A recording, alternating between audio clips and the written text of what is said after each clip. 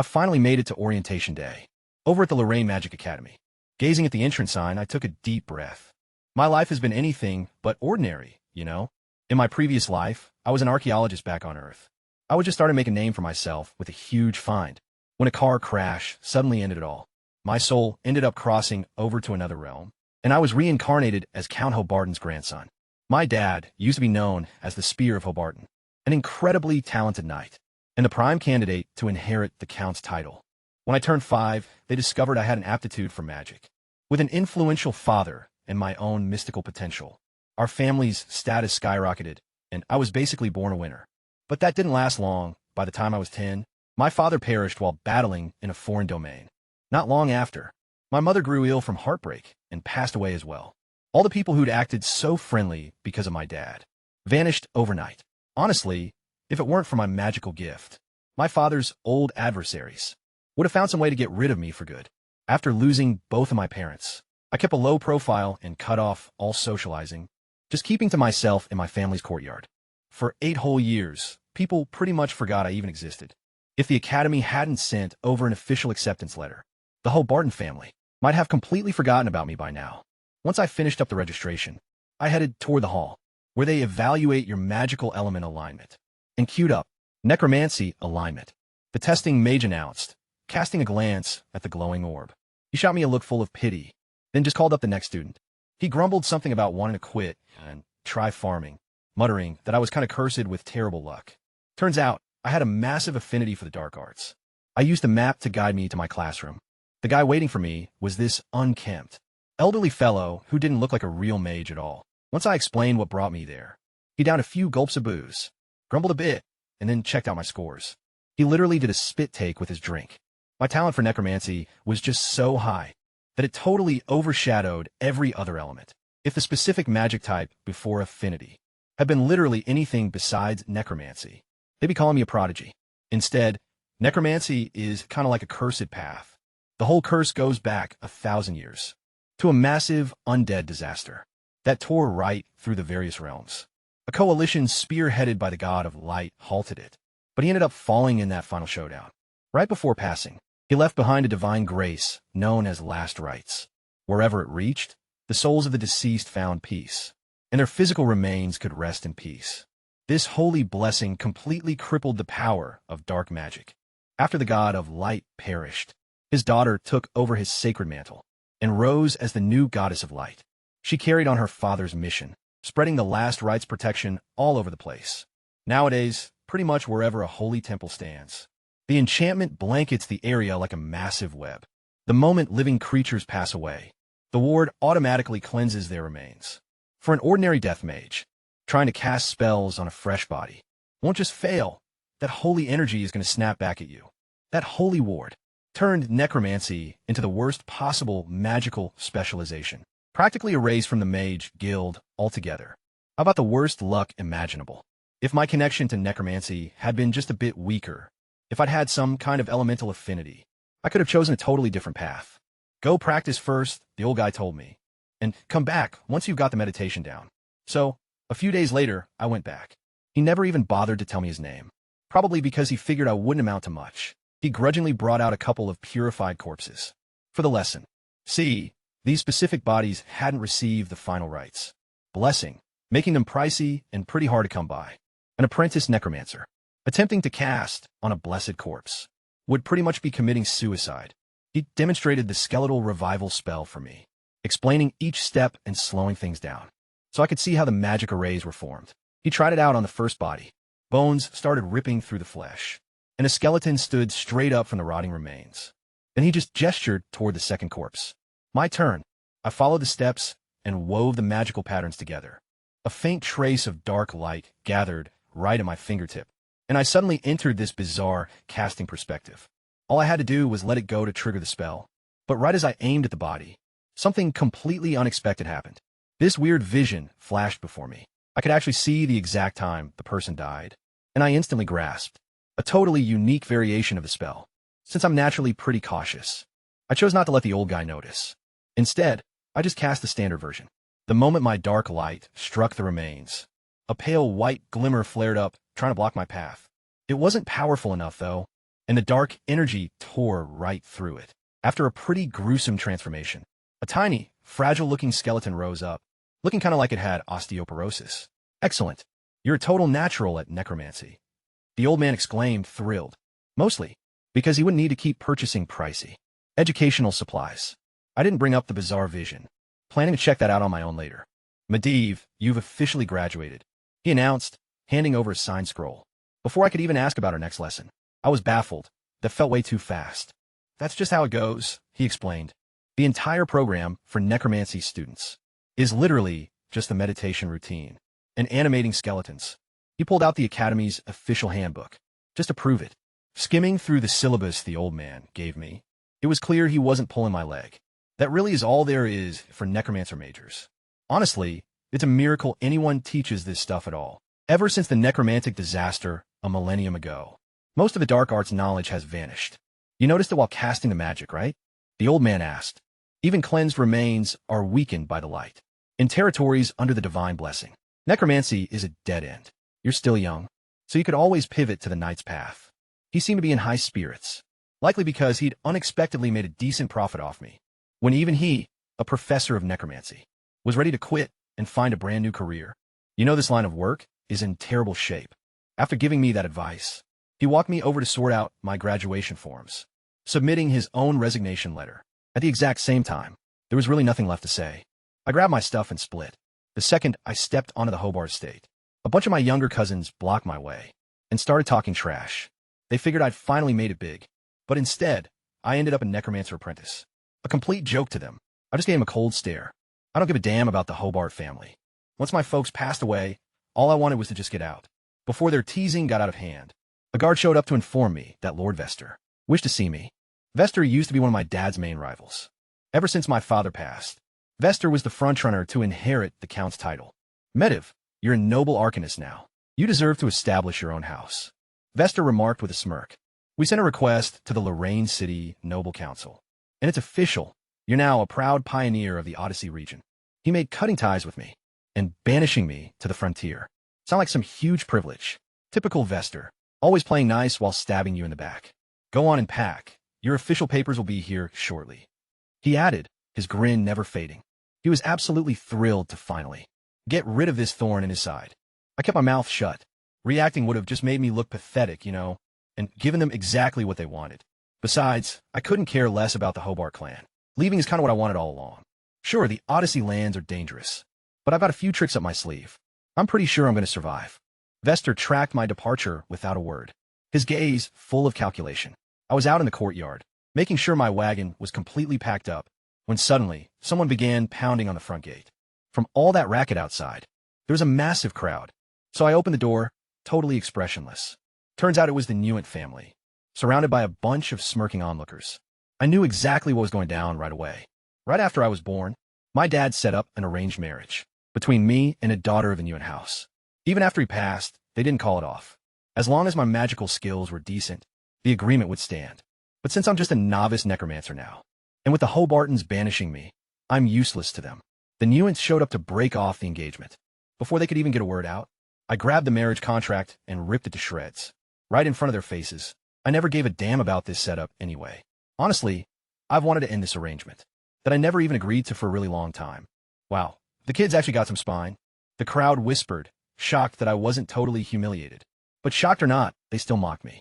Seeing a guy born with a silver spoon fall this low is precisely the kind of drama people love to see. Just then, Visto arrived with an official from the Noble Council to hand over my official assignment papers.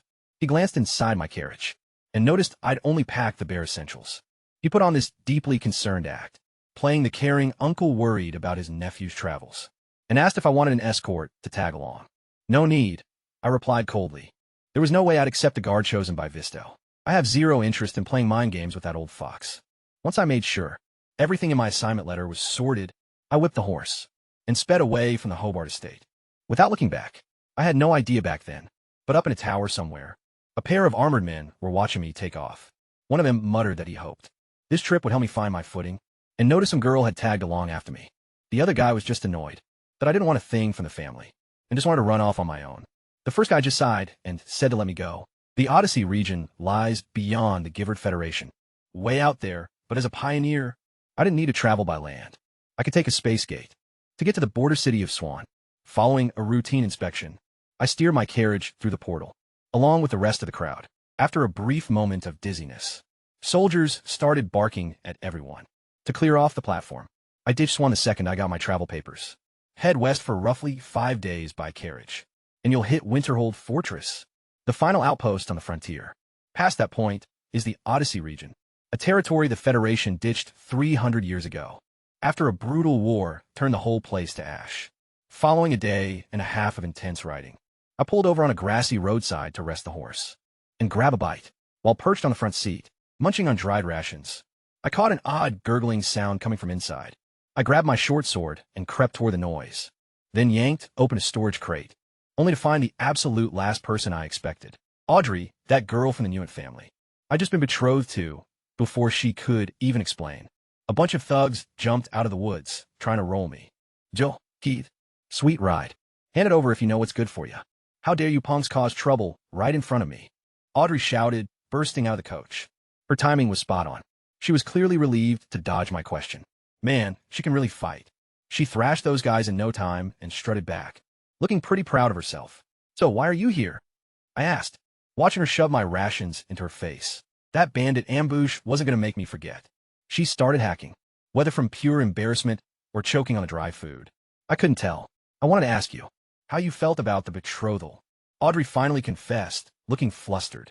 But then your folks showed up before I could. So I just hid in the carriage. Then Vista arrived, and I was terrified of getting caught. So I downed a breath-concealing potion. That mixture is also known as a fake death draft. It keeps you fully awake and aware, but completely paralyzed, masking your presence from detection. You're totally defenseless like that. Taking it without someone watching your back was incredibly reckless. Audrey's got guts. I'll give her that. Swan City is back that way. I told her after listening to her tale. Finish eating and head home. She totally ignored me. Why did you agree to call off the engagement so easily? Didn't you even want to fight for it? No point, I replied. Highborn marriages are just about trading value. An apprentice necromancer is worthless to either family. Throwing a tantrum would just be humiliating. I suppose you're right, she said, mulling it over. So you're not leaving? You get to chase your freedom, so why shouldn't I? She said, lifting her chin proudly. Turns out, back when she was a kid and hated the arranged engagement, she actually came over to pick a fight with me. I told her straight up that my life belongs to me, and that the moment I became a mage, I'd go and call off the engagement myself. That just made her stubborn. She decided she'd be the one to break it before I could.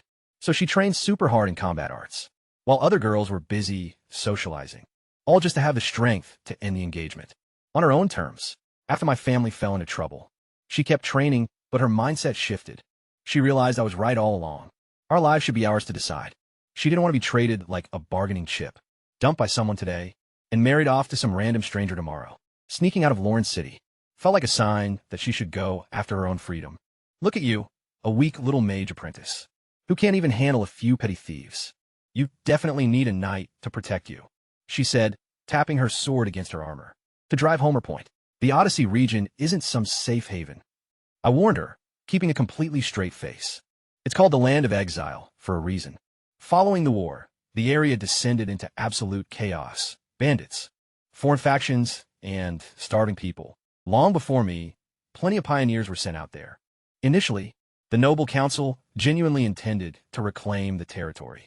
But after one pioneer team died after another, it basically became a dumping ground for noble families to discard their unwanted members. They call it pioneering, but it's really just exile, a hypocritical game the aristocracy plays. I know all that stuff. That's exactly why you need a knight. Her eyes were totally glowing with the thrill of adventure. She was just too pumped up to listen to reason. There were still 3 days left before Winterhold Fortress. I figured she'd chill out and think things through. At Winterhold Fortress, while I was turning in our transit papers, some clerk passed Audrey a note from the Newitt family. She'd been gone for days at that point, and her folks realized she'd run away with me. Medivh, look, there's no turning back for me now, she said, reviewing the text with a relieved grin. The Newitts had always treated her like an outsider. Her entire life, the affection they showed was basically nothing compared to what my own folks gave me. And that's why she quietly tagged along with me. The letter pretty much said she brought shame to the name. No aristocrat would ever marry her now. So she was banished. Lorland's elite are kind of heartless like that. If you embarrass the house and lose your value, you get tossed out. I know that exact feeling. I didn't say a word, just motioned for her to follow. My plan was to make this trek on my own, but now I suddenly had a partner along for the ride. Medivh, this isn't the trail to the Pioneer Lands, is it? Audrey noted, scanning the map while I was steering. The moment we clear Winterhold Fortress, everything out there is the Odyssey territory. Wherever I happen to be is my frontier land. That old outpost is full of nothing but criminals and stuff. Why would I head there? That's actually genius. You've always been a pretty clever thinker. Even since childhood, she was quite amazed. Winterhold Fortress stood right within a mountain canyon, a massive barrier that blocked invaders during the conflict. Once we crossed over, we could still spot scouting parties at first, but then it slowly faded to nothing but barren desert. The guarded territory was secure enough. Not a single thug bothered us. Once we got past the Winterhold Canyon, I ended up stopping by some remote ruins. That night, I was roasting a rabbit over the campfire. Audrey just stared at it, drooling, especially after I tossed on some seasoning I'd mixed up well. Well, looks like dinner's served. But the scent of meat attracted some unwanted guests. Dozens of thugs completely surrounded us. When they caught sight of Audrey, they got all excited, muttering about having some fun tonight. Then, this yellow-toothed brute noticed me and said I was pretty enough to use, telling the others to go easy on me, so they wouldn't mess up my face. Another bastard chimed in that he liked that kind of stuff too. They all burst out laughing, treating us like helpless prey. Medivh, I'll hold him off. You run. Audrey gripped her blade and stepped right in front of me. A few of these punks were trained fighters, apprentice knights with combat aura. She wasn't so sure she could take them all down. Your laughter is hideous, I noted coldly, stabbing the roasting rabbit skewer into the dirt, before Audrey could even react, and before those thugs could mock us again. I lunged over the fire like a shadow. My blade flashed, leaving a crimson trail. Every single place I passed, thugs grabbed at their bleeding throats, gurgling out, "It's a knight. Run." Their mocking grins instantly twisted into pure terror. They never expected to mess with a first-rank knight. Run? Not a chance. Moving like a phantom, I watched them drop one after another. The few apprentice knights among the crowd drew their weapons to strike back. But fireflies can't compete with the moon. I sliced right through their blades with combat aura, and slit their throats right down the line. The whole thing only took a couple minutes. When facing a first-rank knight, common soldiers and trainees don't stand a chance. As I strolled back, Audrey was just staring at me, wide-eyed. She couldn't wrap her head around it. I'm supposed to be a necromancer apprentice, you know? No one ever mentioned I was a knight. Brushing off her reaction, I took a seat by the fire, and went right back to grilling rabbit like it was nothing. Why didn't you show them you're a knight? She managed to ask after finding her voice. An official knight holds real power, and reaching the first rank at this age means a bright future. If I'd shown them that back home, the exile and the broken engagement never would have happened. But the Hobart family isn't worth my loyalty. I'm the one in charge of my own life, I said, passing her the cooked rabbit. I've been mature for my age since I was a kid, and I always map things out. While my dad was alive, I secretly used his ties to secure combat gear and training materials. I gave him plenty of warnings before his final battle, but he was way too overconfident to listen. He ended up dying on that foreign battlefield. Once my parents passed away, I started plotting my exit from the family. For 8 years, I kept a low profile, practicing with those hidden supplies. I kept in mind the possibility that my magical aptitude might kind of suck, so I didn't gamble everything on just one path. My whole goal was going to be leaving and making on my own. Why would I ever expose my status as a knight? Just to be a servant to the Hobarts? Wow, this is incredible, Audrey said, completely distracted by the meat. She insisted it was the most delicious thing she'd ever tasted. She was pretty curious about how I spent those 8 years. Hey, do you seriously have zero feelings for me? She gave me a little nudge with her elbow, still kind of bugged that I agreed to call off the engagement so easily, without showing any interest. Hold on, I replied. Don't tell me you're actually into... She cast a strange look over at the dead, yellow-toothed thug lying there. Hey, don't go judging my taste. Take a look at yourself. What's there to even attract anyone? Right back at you, I countered, glancing at her flat chest armor. Oh, don't underestimate me. She removed her breastplate with a smug grin. Okay, I admit, you're pretty good at hiding things. I really didn't expect her to be binding herself that tightly. She leaned right in, clearly trying to make me lose my cool. So, do you actually want something to happen between us? I was completely thrown off by how her mind works. She enthusiastically started spilling all her wild fantasies. Stuff like us surviving life-or-death adventures together, or sharing a romantic evening after wrapping up a quest. In every single scenario she dreamed up, She was the one in control, now that she knew I was a knight. She had brand new ones like me, getting totally swept up in the moment, and pinning her straight against a wall. Wow, you seriously have quite the imagination. And it's all about me? I muttered, totally at a loss for words. Well, who else? I ran away with you, didn't I? If I'm not daydreaming about you, then who? She countered, rolling her eyes. Look, I really don't have time for this right now. I don't even have a roof over my head, and we're still in plenty of danger. I replied, trying to steer the conversation away. If you've got that much energy to burn, go bury those bodies over there, or start digging up the remains from the spots I marked. I wouldn't agree even if you actually wanted me to. Hey, she huffed. There are some fresh bodies right over there. Why are we unearthing old skeletons? She asked, acting all practical now. Do you know why necromancers faded away? I inquired. She just shook her head. Those corpses are currently soaked in holy light. Using necromancy on him would pretty much destroy me. That's the god of light's final rites blessing, you know. It's specifically designed to target necromancers. Once it finally clicked, Audrey grabbed a spade and began digging, without showing a single bit of highborn drama. I dug too, pulling up skeletal remains that had been buried way back after the final rites. Blessing had already started. They still carried remnants of that blessing on him. Absolute trash materials for any ordinary necromancer. But I really wanted to try out my own unique method of skeletal resurrection. I shifted into my spell-casting state, and through my spiritual sight, the details of the skeleton became visible. A human skeleton, 137 years old. I opted for my specialized casting style, the dark version of necromancy. The magic struck the bones, and the spell took hold. Yet no skeleton stood up. Instead, the remains dissolved within the dark radiance, and condensed into a faint, greenish bone arm.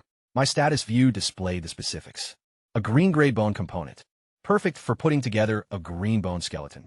These kinds of green parts are harvested from remains that are 100 to 300 years old.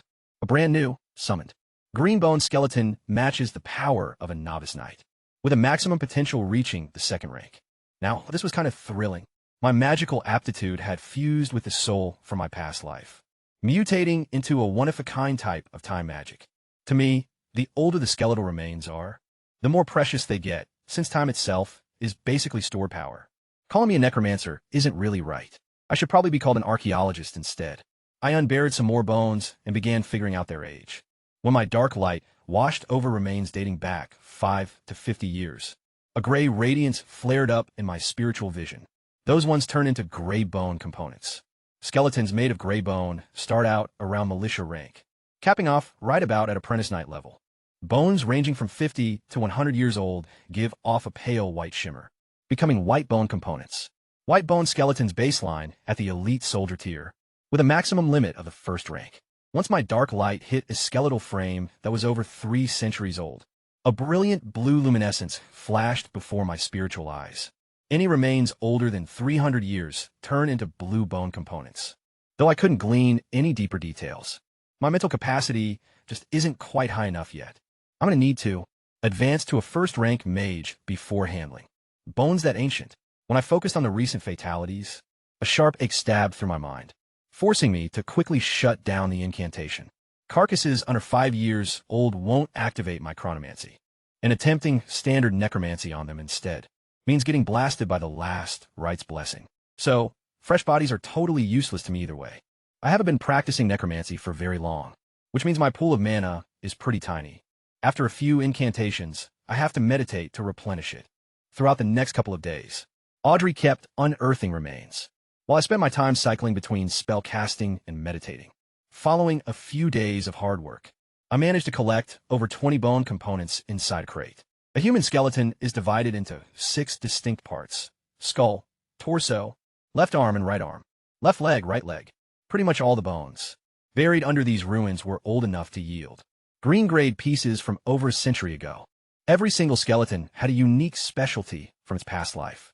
I gathered a matching set of warrior bones and gave my very first skeleton time revival a shot. The 6 green pieces hovered up into a magical array and started merging together. It was incredibly exhausting. Sweat started breaking out on my forehead, and my mind kind of began to go fuzzy. But I kept pushing, and right when I was about to pass out, a refreshing wave of energy washed over me. The green bone skeleton successfully reanimated, and I gained this thing called the Spring of Time. It completely refilled my magical reserves. and even gave my mental strength a boost. Turns out this time-based revival actually fortifies my spirit. I was totally thrilled. With a gift like this, I'm never going to have to worry about cultivation materials. The green bone skeleton warrior was just as powerful as an apprentice knight. With bones so durable, it could easily fight Audrey to a standstill. Am I seriously that useless? Audrey asked, staring at the skeleton. All those years of intense practice, and she's barely even a bit better than something I just casually brought back from the dead. No, you've got real talent. I believe in you, I reassured her. The skeleton only held its own, because it's completely immune to pain. Living bodies just can't compete with the undead in that regard. Audrey is actually right on the verge of manifesting her combat aura and becoming a first-rank knight, you know? That's where the Rayall breakthrough lies. I handed over my remaining knight training supplies as a bonus for all the digging she did alongside the skeleton crew. Now she could finally concentrate on her training. About 6 weeks went by. I dedicated pretty much all my time to either meditating or refining bone pieces. I ended up working on nearly 200 skeletons, mostly ranging from 100 to 300 years old.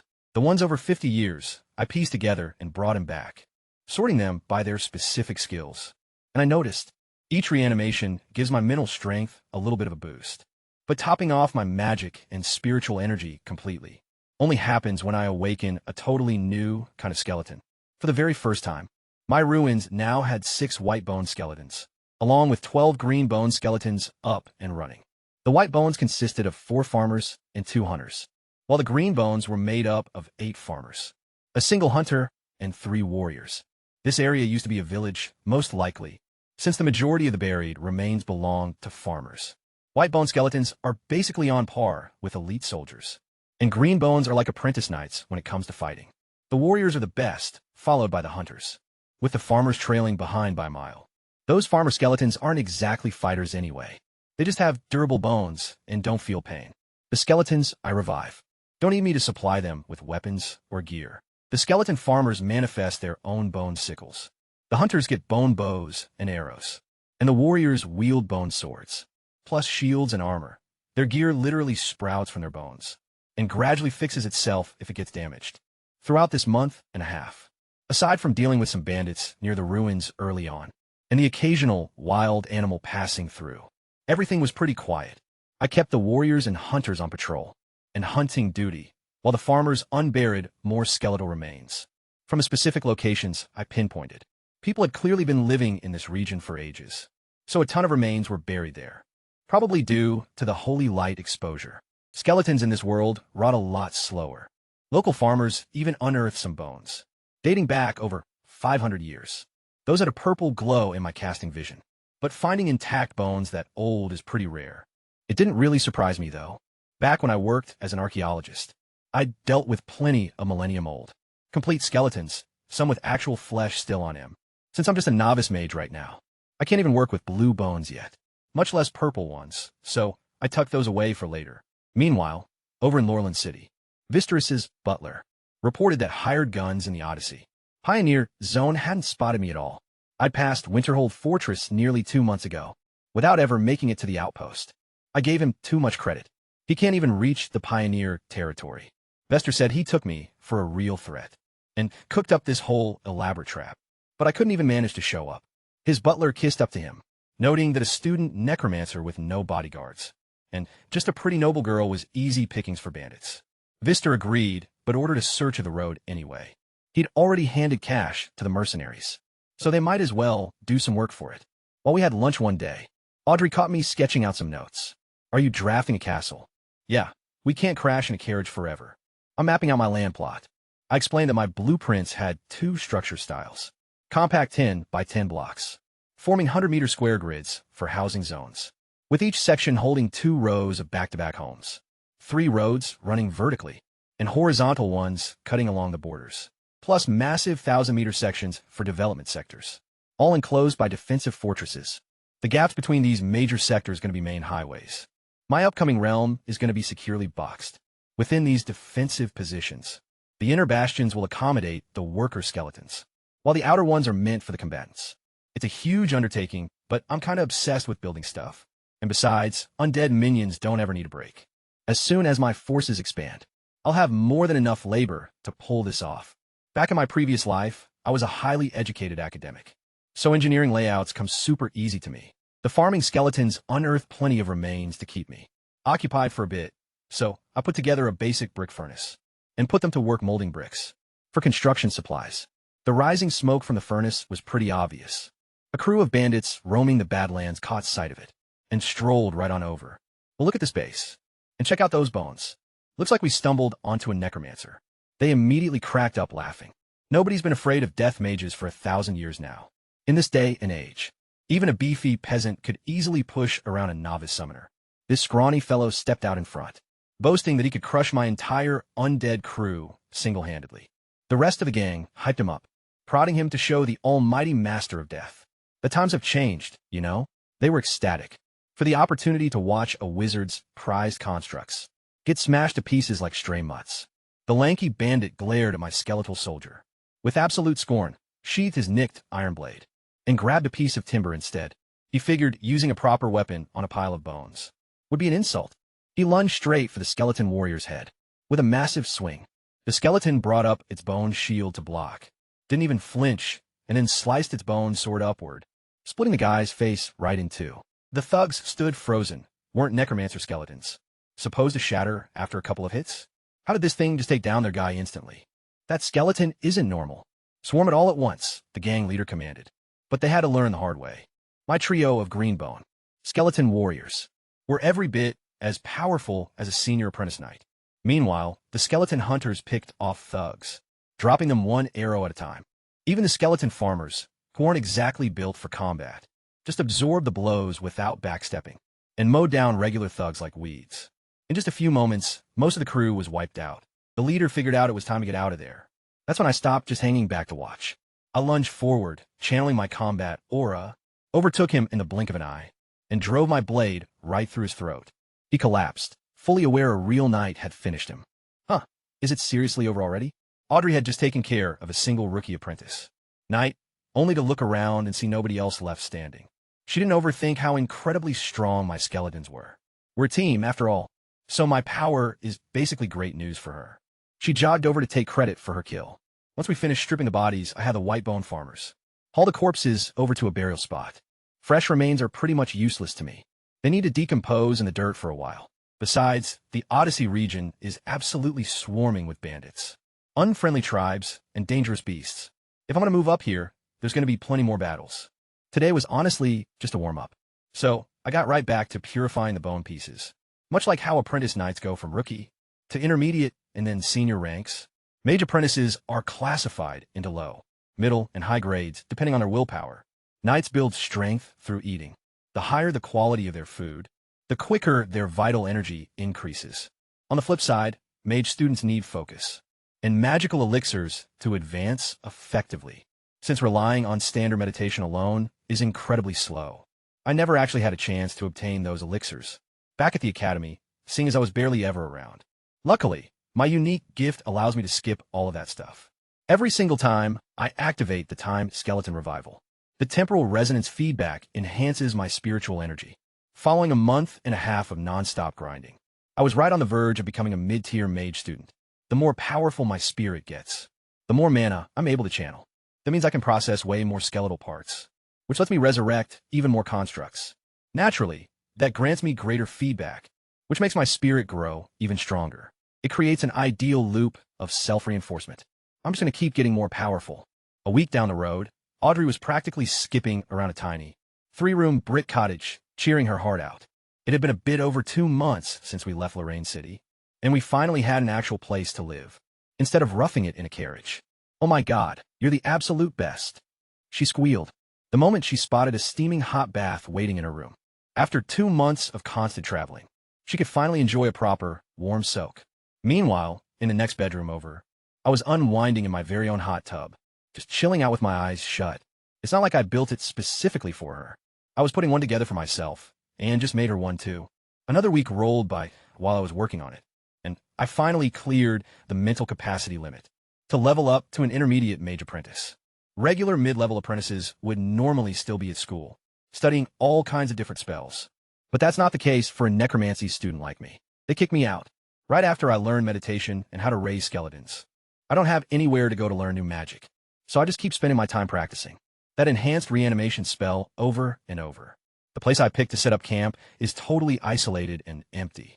There hasn't been anything worth looting over the last couple weeks. Only a few wild beasts came prowling around during the night, but my skeleton hunters took care of them before they could even get near the house. Since my spiritual power got stronger, crafting bone components became a lot smoother and quicker.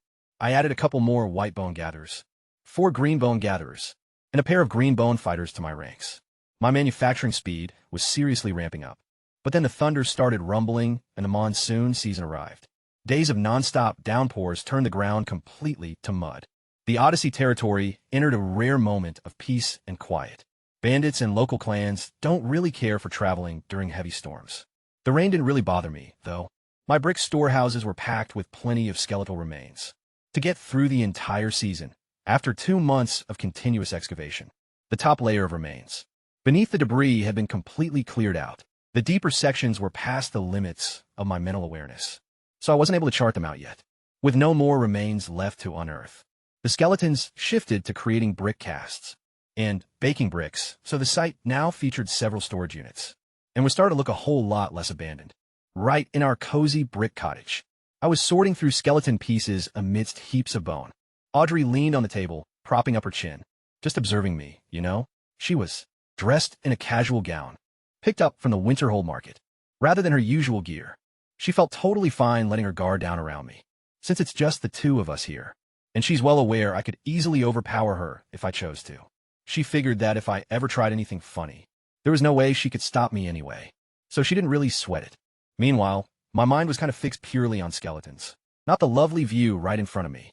Hostiles approaching, I blurted out of nowhere, feeling one of my constructs locking horns with something. We bolted to the entrance as the rain poured down. I spotted these beasts with dorsal fins on their backs. Fishmen, they're the one group that loves striking during intense downpours. Need some help? Audrey inquired. I shook my head. Just around 30 fishmen, nothing above regular tier. My undead squad wrapped it up in no time. Keep your guard up, Audrey cautioned, while the skeleton workers dragged the corpses away. The blood of a fishman carries a distinct odor that travels far on the breeze. Others of their kind can catch the scent from miles away. Wiping out this pack might stir up a real hornet's nest. I already knew that. From a second I saw those fishmen, I realized trouble was heading our way. But since they brought the fight to my door, I had to act, even if killing them would draw more of them in. Relentless waves, until the wet season finally wraps up. Or I terrify them into backing off completely. Freaking out won't fix anything, though. I collected myself, headed over to the storage room, and selected a collection of greenbone warrior components, all dating back over 2.5 centuries. Older remains are way harder to resurrect. Back when I was just a novice apprentice, I couldn't handle bones older than 2 centuries. But now that I'm an intermediate student, I might actually pull it off. It felt just as exhausting as my very first greenbone warrior reanimation, you know?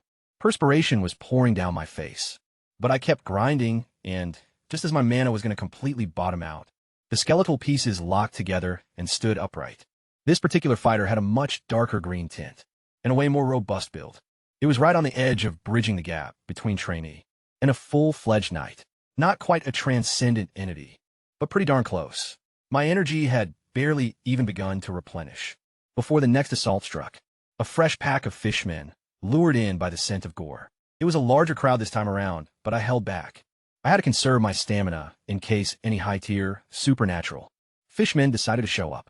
Besides, my skeleton crew could deal with the ordinary ones, with 5 greenbone champions leading the charge. My undead forces wiped them out without breaking much of sweat. Yet the metallic tang of blood in the air just grew heavier, and the waves of monsters kept coming faster and faster. The second onslaught was barely crushed before a third line rushed us. Then, the fourth and fifth waves hit us from totally opposite flanks. At the exact same time, I didn't head over to reinforce the storerooms. Instead, I was peering through the downpour at a 6th vanguard. This squad wasn't massive, but it was highly lethal. I detected 2 elite, supernatural fishmen lurking in their ranks. They spotted me too, and bolted directly toward my stone outpost. It takes magical anomalies to defeat magical anomalies, after all. Unsheathing my blade, I prepared to confront the pair of them solo. Meanwhile, Audrey and my freshly raised greenbone elite intercepted the beefed-up common fishmen to keep them off my back. This marked my very first encounter on a transcendent scale. 2 against 1, and making it out alive was kind of up in the air, much less a quick victory. But all those years of swordsmanship really came through. I wasn't totally losing my ground, even while outnumbered. Audrey and the warrior were giving it absolutely everything, making sure no other fishmen could get around my flanks. Over by the warehouses, the greenbone warriors smashed right through the fishman lines. To back me up, see, they don't care about getting hurt or anything. They just push straight ahead. The rest of the skeletons were holding down the fort back there. With the warriors' assistance, things were looking up a bit, but that didn't last long. Yet another wave of fishmen showed up and dove into the fray, all under the orders of the supernatural fishmen. If this kept up, I was going to lose. I had to figure something out amidst the chaos. Suddenly, one fishman's blade got wedged tightly into a greenbone warrior's heavy bone plating. Taking advantage of the moment, I delivered a deep, slashing blow right across the chest of the supernatural fishman standing right in front of me. I pivoted to strike the second one, but he'd already let go of his weapon and jumped backward out of reach. That was the makeshift strategy I'd cooked up on the fly. Employ the greenbone warriors to trap a fishman's sword, and then attack, while that supernatural fishman's gear was stuck. It actually worked, and I seriously injured one of them. But a trick like that is kind of a one-time deal. From here on out, they'd be anticipating it. Besides, pulling two warriors over to shield me put an incredible amount of strain on Audrey and everyone else. I needed to wrap this up quickly, before any more fishman reinforcements completely crushed us. Right as I was putting everything I had into finishing off that mangled supernatural fishman, a completely different kind of breakthrough occurred. Our newest greenbone warrior, the very one I just raised from those ancient remains, driven past his absolute limits right in the thick of it. He unlocked his inner bone spirit energy and rose up as a first-rank bone spirit warrior, a genuine supernatural entity. This newly awakened warrior went totally berserk, trading brutal blows with the enemy, and managed to take down that unhurt supernatural fishman.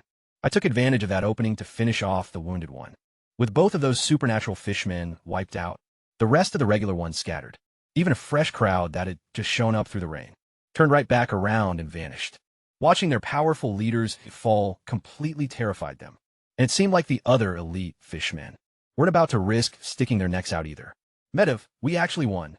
Audrey wiped the rainwater from her face, beaming a smile my way. She's definitely got a bit of a quirky personality, but when a fight breaks out, she never backing down. Her armor was absolutely drenched in blood, yet she didn't utter a single complaint about the pain. Hey, Audrey. I began to speak, but her eyes rolled back and she just collapsed. I scrambled over and quickly checked to see if she was breathing. She just passed out. Carrying her indoors, I immediately started patching up her wounds. But once I got that armor off her, the damage was way more severe than it appeared. From the outside, I used some magic to draw out the dried blood and debris, cleanse the injuries thoroughly with hot water, put on some ointment, and wrapped her up in bandages. After that, I tucked her in a bed so she could rest. Then I went to assess the toll on the skeleton squad. Honestly, it was better than I expected. Only the couple of soldiers who took hits meant for me were badly damaged. The rest just had small fractures. That'd easily mend given a little time. Skeletons really are tough stuff. Way tougher to take down than ordinary living warriors. The fishmen.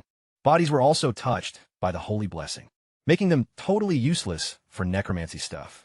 Our biggest win from this clash was the greenbone warrior, who evolved into a bone spirit warrior. Bone spirit energy is a mystical power. Having a supernatural fighter on my team gave me some real peace of mind. I took a quick breather, then got right back to meditating, refining skeletal pieces and raising minions. There's no time to slack off in the Odyssey region. Audrey came to later that evening. She's had a pretty tough build, as an advanced apprentice knight. Plus I patched up her wounds properly, so nothing ended up infected. She lay on her side, silently tracking my work with the bones. When I stepped over to see how she was doing, she suddenly muttered, Medivh, are you going to take responsibility? Just rest up and quit daydreaming. I'll deal with you sooner or later. I replied, staring down at this girl who couldn't stop fantasizing, even while laid up. She let out a chuckle and closed her eyes peacefully. I smiled quietly to myself and returned to my tasks. After taking down those two elite fishmen, no other showed up for a solid 2 weeks. The Odyssey holds plenty of simpler prey, so they weren't going to keep throwing themselves against a brick wall. Following a fortnight of rain, the skies opened up and the season wrapped up. Audrey made a full recovery, and all the battered skeletons were restored as well. Throughout that period, I reanimated even more skeletons. My current army consists of 10 white bone farmers, 4 white bone hunters, and 19 green bone farmers. 2 green bone hunters, 7 green bone warriors, 1 green bone blacksmith, and a first-rank bone spirit warrior. The skeleton crew was kind of coming together. This rapid growth was thanks to having hoarded a bunch of random bone parts over time. Enough had piled up to make complete sets. I still had hundreds of bones sitting in storage. But looking ahead, as soon as the weather cleared up, I went scouting. And what do you know? I found another abandoned suburb. I pinpointed where to dig and deployed the skeleton farmers. They're really efficient workers. So they cleared the place out in no time. Once we were back at base, under my guidance, they began building with the bricks we'd stockpiled throughout the rainy season. The layout perfectly matches my blueprint. A central base divided into 10 by 10 meter grids. The middle 4 sections are reserved for my lord's castle. My modest brick house is nestled right in the northwest corner of one castle sector. To the north, I'm setting up a row of connected buildings, defensive towers on the northern flank, and storehouses facing south, positioned back to back. That line spans roughly 30 meters now, expanding eastward. Over to the west, a matching corridor stretches about 20 meters south so far. The objective here is simple. Construct a massive ring of these fortified warehouses, encircling the citadel zone. Once the 4 corners are secured, it's going to be a fully walled fort. The garrison warehouses themselves double as the perimeter walls. It's been pretty much 3 months since I left Lorraine City behind. My settlement finally has a solid foundation. The next order of business is closing up the perimeter. But right when the downpour let up, some bandits crawled out too, a total gang of them, who'd been starving in their leaky camp for weeks. Spotted my neat brick buildings and got hyped. A place this well-built had to belong to someone loaded. No guards in sight, just a few dozen skeletons. Easy pickings. They planned to rob me and move right in. They charged in screaming, expecting to wreck the skeletons. In seconds, the skeletons wrecked them instead. I don't deal with thugs. Not a single one survived. The skeleton farmers dragged the bodies away, with faces frozen in total shock and confusion. Weren't necromancer skeletons supposed to be the weakest things around? Were these thugs playing an outdated version of reality? Thug attacks had become routine. I didn't even step outside, just kept assembling skeletons, while the squad handled everything. After the bodies were buried, the skeletons went right back to construction. The rainy season was just the calm before the storm. Once the skies cleared, the Odyssey region turned bloody. Thugs and tribal clans had been starving for weeks, and now raided like crazy over the next fortnight. My camp got hit, twice by bandits and once by a goblet tribe. That's not bad luck, that's just normal around here. None of the raids caused any real damage, though. My skeletons are tough, and with the Bone Spirit Warrior keeping watch, I didn't need to lift a finger. Supernatural fighters aren't exactly common. Aside from the fishmen during the rains, I hadn't run into any over those 2 weeks. My camp changed a lot. The northern row of fortress warehouses spanned 90 meters. The western column reached 50 meters, and the northwest corner was sealed off completely by a double-layered fortress tower that formed an overhead corridor, linking the 2 tiers. Skeletal archers could fire through the wall slits, and right under the passage was an entryway, reinforced with a heavy iron-bound wooden gate. My skeleton army was growing too. 15 white bone laborers, 6 white bone scouts, a single white bone fighter, 23 green bone laborers, 3 green bone scouts, 11 green bone fighters, along with a green bone metalworker, a cleaver and a chef, plus 1 bone spirit champion. That's 19 fresh summons in just over a fortnight. As my willpower expands and spare remains pile up, my crafting pace just keeps on rising. A pair of the green bone fighters were made from relics, dating back over 250 years, so I had high hopes. They tap into bone spirit energy and gain supernatural powers. The fragments nearing 300 years old were kept in reserve. The divide between green and blue bones must be massive. And honestly, I can afford to wait a few years. Then one morning, Audrey caught me assembling all the green bone vanguard. "Where are you heading so early?" "Going hunting," I replied, totally thrilled. My skeletal scouts had tracked a rank 1 magical creature at daybreak, a frosthorn stag. Magical beast meat is packed with energy, making it ideal for cultivating combat aura. Since I can't invoke offensive magic, well, amplifying my physical strikes through aura is a big deal. "Hold up for me," Audrey yelled, running to grab her gear. If we managed to bag this stag, consuming its flesh could push her past her current bottleneck. The beast caught our scent and woke up furious inside its lair. It manifested icicles right on its antlers and launched them straight at my troops. The initial strike ripped a chunk right out of a bone shield and completely froze the soldier's arm solid. while that one was immobilized, the next vanguard moved up to take the brunt of the next spike. My plan was pretty simple. Cycle through the green bone fighters to bleed out the beast's magical energy. After taking about 7 or 8 ice spikes, the glow on the creature's antlers finally started fading. Running low on mana, it panicked and made a straight-up head-on charge, trying to plow right through the frozen troops. That's when the Bone Spirit Warrior stepped in, smashing its shield straight into the beast's face. Dazed, the creature dumped all its remaining power in a massive wave of sub-zero air, completely freezing the Bone Spirit Warrior in place. But that was my chance. I bolted forward during that brief opening right after the blast, and delivered a deep gash to its front right leg. The rest of the unfrozen fighters swarmed the thing, hacking away while it thrashed around and kicked, tossing my units aside. Still, without its magic, it wasn't nearly as dangerous. I kept ordering the troops to intercept its charges, using the distraction to flank and slash it. Slowly but surely, I chipped away at its health. Once the Bone Spirit Warrior managed to break free from the ice, it was game over. The beast finally went down under our weapons. Right after that, I caught something pretty cool. The Greenbone Warriors were automatically drinking in the creature's blood that had splattered onto them. So, I used my powers to collect the rest of the spilled blood, shrouding it around my 2 most powerful Greenbone fighters. Enveloped in that crimson mist, both of them managed to unlock Bone's spirit energy, evolving right then and there into a pair of brand new elite units. I was absolutely stoked. Turns out magical beast blood can spark a Bone Spirit awakening, which is going to be incredibly useful. This kind of stuff didn't happen with the Fishman blood earlier, so it's pretty clear that not just any blood works.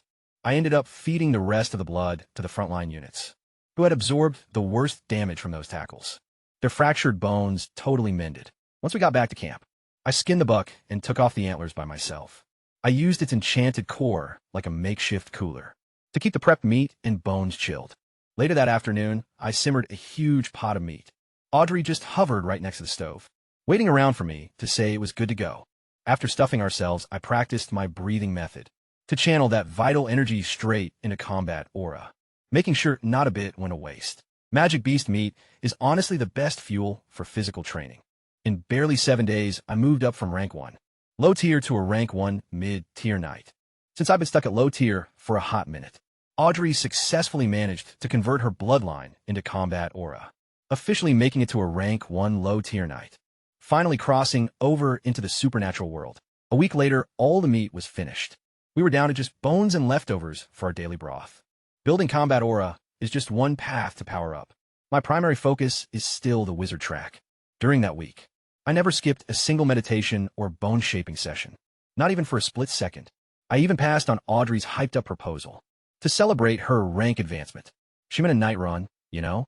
Another week rolled by to the sound of bandits wailing in agony, marking the start of my 5th month out here as a pioneer. Audrey galloped back inside through the northwestern entrance. The outpost had transformed massively over the last fortnight.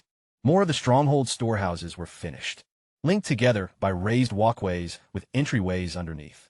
The whole northern barricade was completely shut off now, meaning you could only get in through those checkpoints, or via the southern edge, which was still exposed.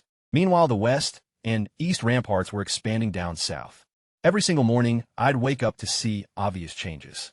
Over 4 months, I've raised 27 pale bone skeletons, along with 55 green bone skeletons. My main strike force consisted of 3 first-tier bone spirit warriors, 12 green bone soldiers, and Audrey. Being a first-rank knight, I barely ever get into fights anymore. Pretty much all my time is spent meditating and reanimating skeletons, looking over at the walls that weren't even half finished yet. I figured the camp could use a lot more hands. So, I spent 5 days transforming all the fresher bones, sitting in storage, aged anywhere from 5 to 50 years, into gray bone components. They barely take any mana to craft, you know? In the end, I put together 36 gray bone skeletons, 24 soldiers, 8 scouts, and 4 laborers. Since these remains were from the chaotic aftermath of the war, most of them used to be brawlers rather than peasants. Gray bone skeletons are pretty frail. Even the toughest gray soldier is just about on par with a basic militia recruit. I'm not really counting on them to fight anyway. They're just here for manual labor. While I was busy crafting them, the construction kept going. The northeastern edge got shut off by adding an extra passageway and gateway. The northwest, northern, central, and northeastern pathways were completely blocked off by walls. A western gate was set up as well. Both the eastern and western barricades kept stretching further south every day. In the meantime, something was heading straight for me that I wasn't even aware of yet. A band of slave traders had just pulled up, right outside Winterhold Canyon. Their captain, a guy named Venus, decided to bypass the stronghold entirely. His nephew, Charlik, couldn't quite grasp how cutting through the canyon would get them back to the Givort Federation in just a few days. So, Venus broke it down.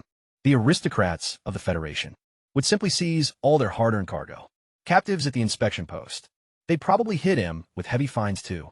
Even setting that danger aside, he didn't want to pay the pricey border and commerce duties. Sneaking the captives back to the slave market by taking a longer path through the mountains would easily set him up for years to come. That night, Charlik was staring hungrily at the slave tent, hoping to get close to the female captives. Venus whacked him with his walking stick and told him to keep his hands off the merchandise. This group could bring in top dollar at the bidding. He promised to treat Charlik to the brothels downtown. Just as soon as they made it back the next afternoon, their scouts ended up spotting my campsite, right by the Winterhold mountain peaks. Venus asked about how it was defended. The scouts mentioned roughly 100 skeletons, a single mounted sentinel, and fortifications that were almost finished except for the southern side. Venus stroked his chin, thinking a necromancer was quite rare. He wasn't sure if anyone would actually buy an enslaved necromancer, but he was going to ambush my camp either way. He knew necromancers require cleansed bodies to craft their skeletons, and stuff like that has to be trafficked from realms lacking the favor of the god of light. He'd earned his very first fortune by black marketing those exact kinds of remains.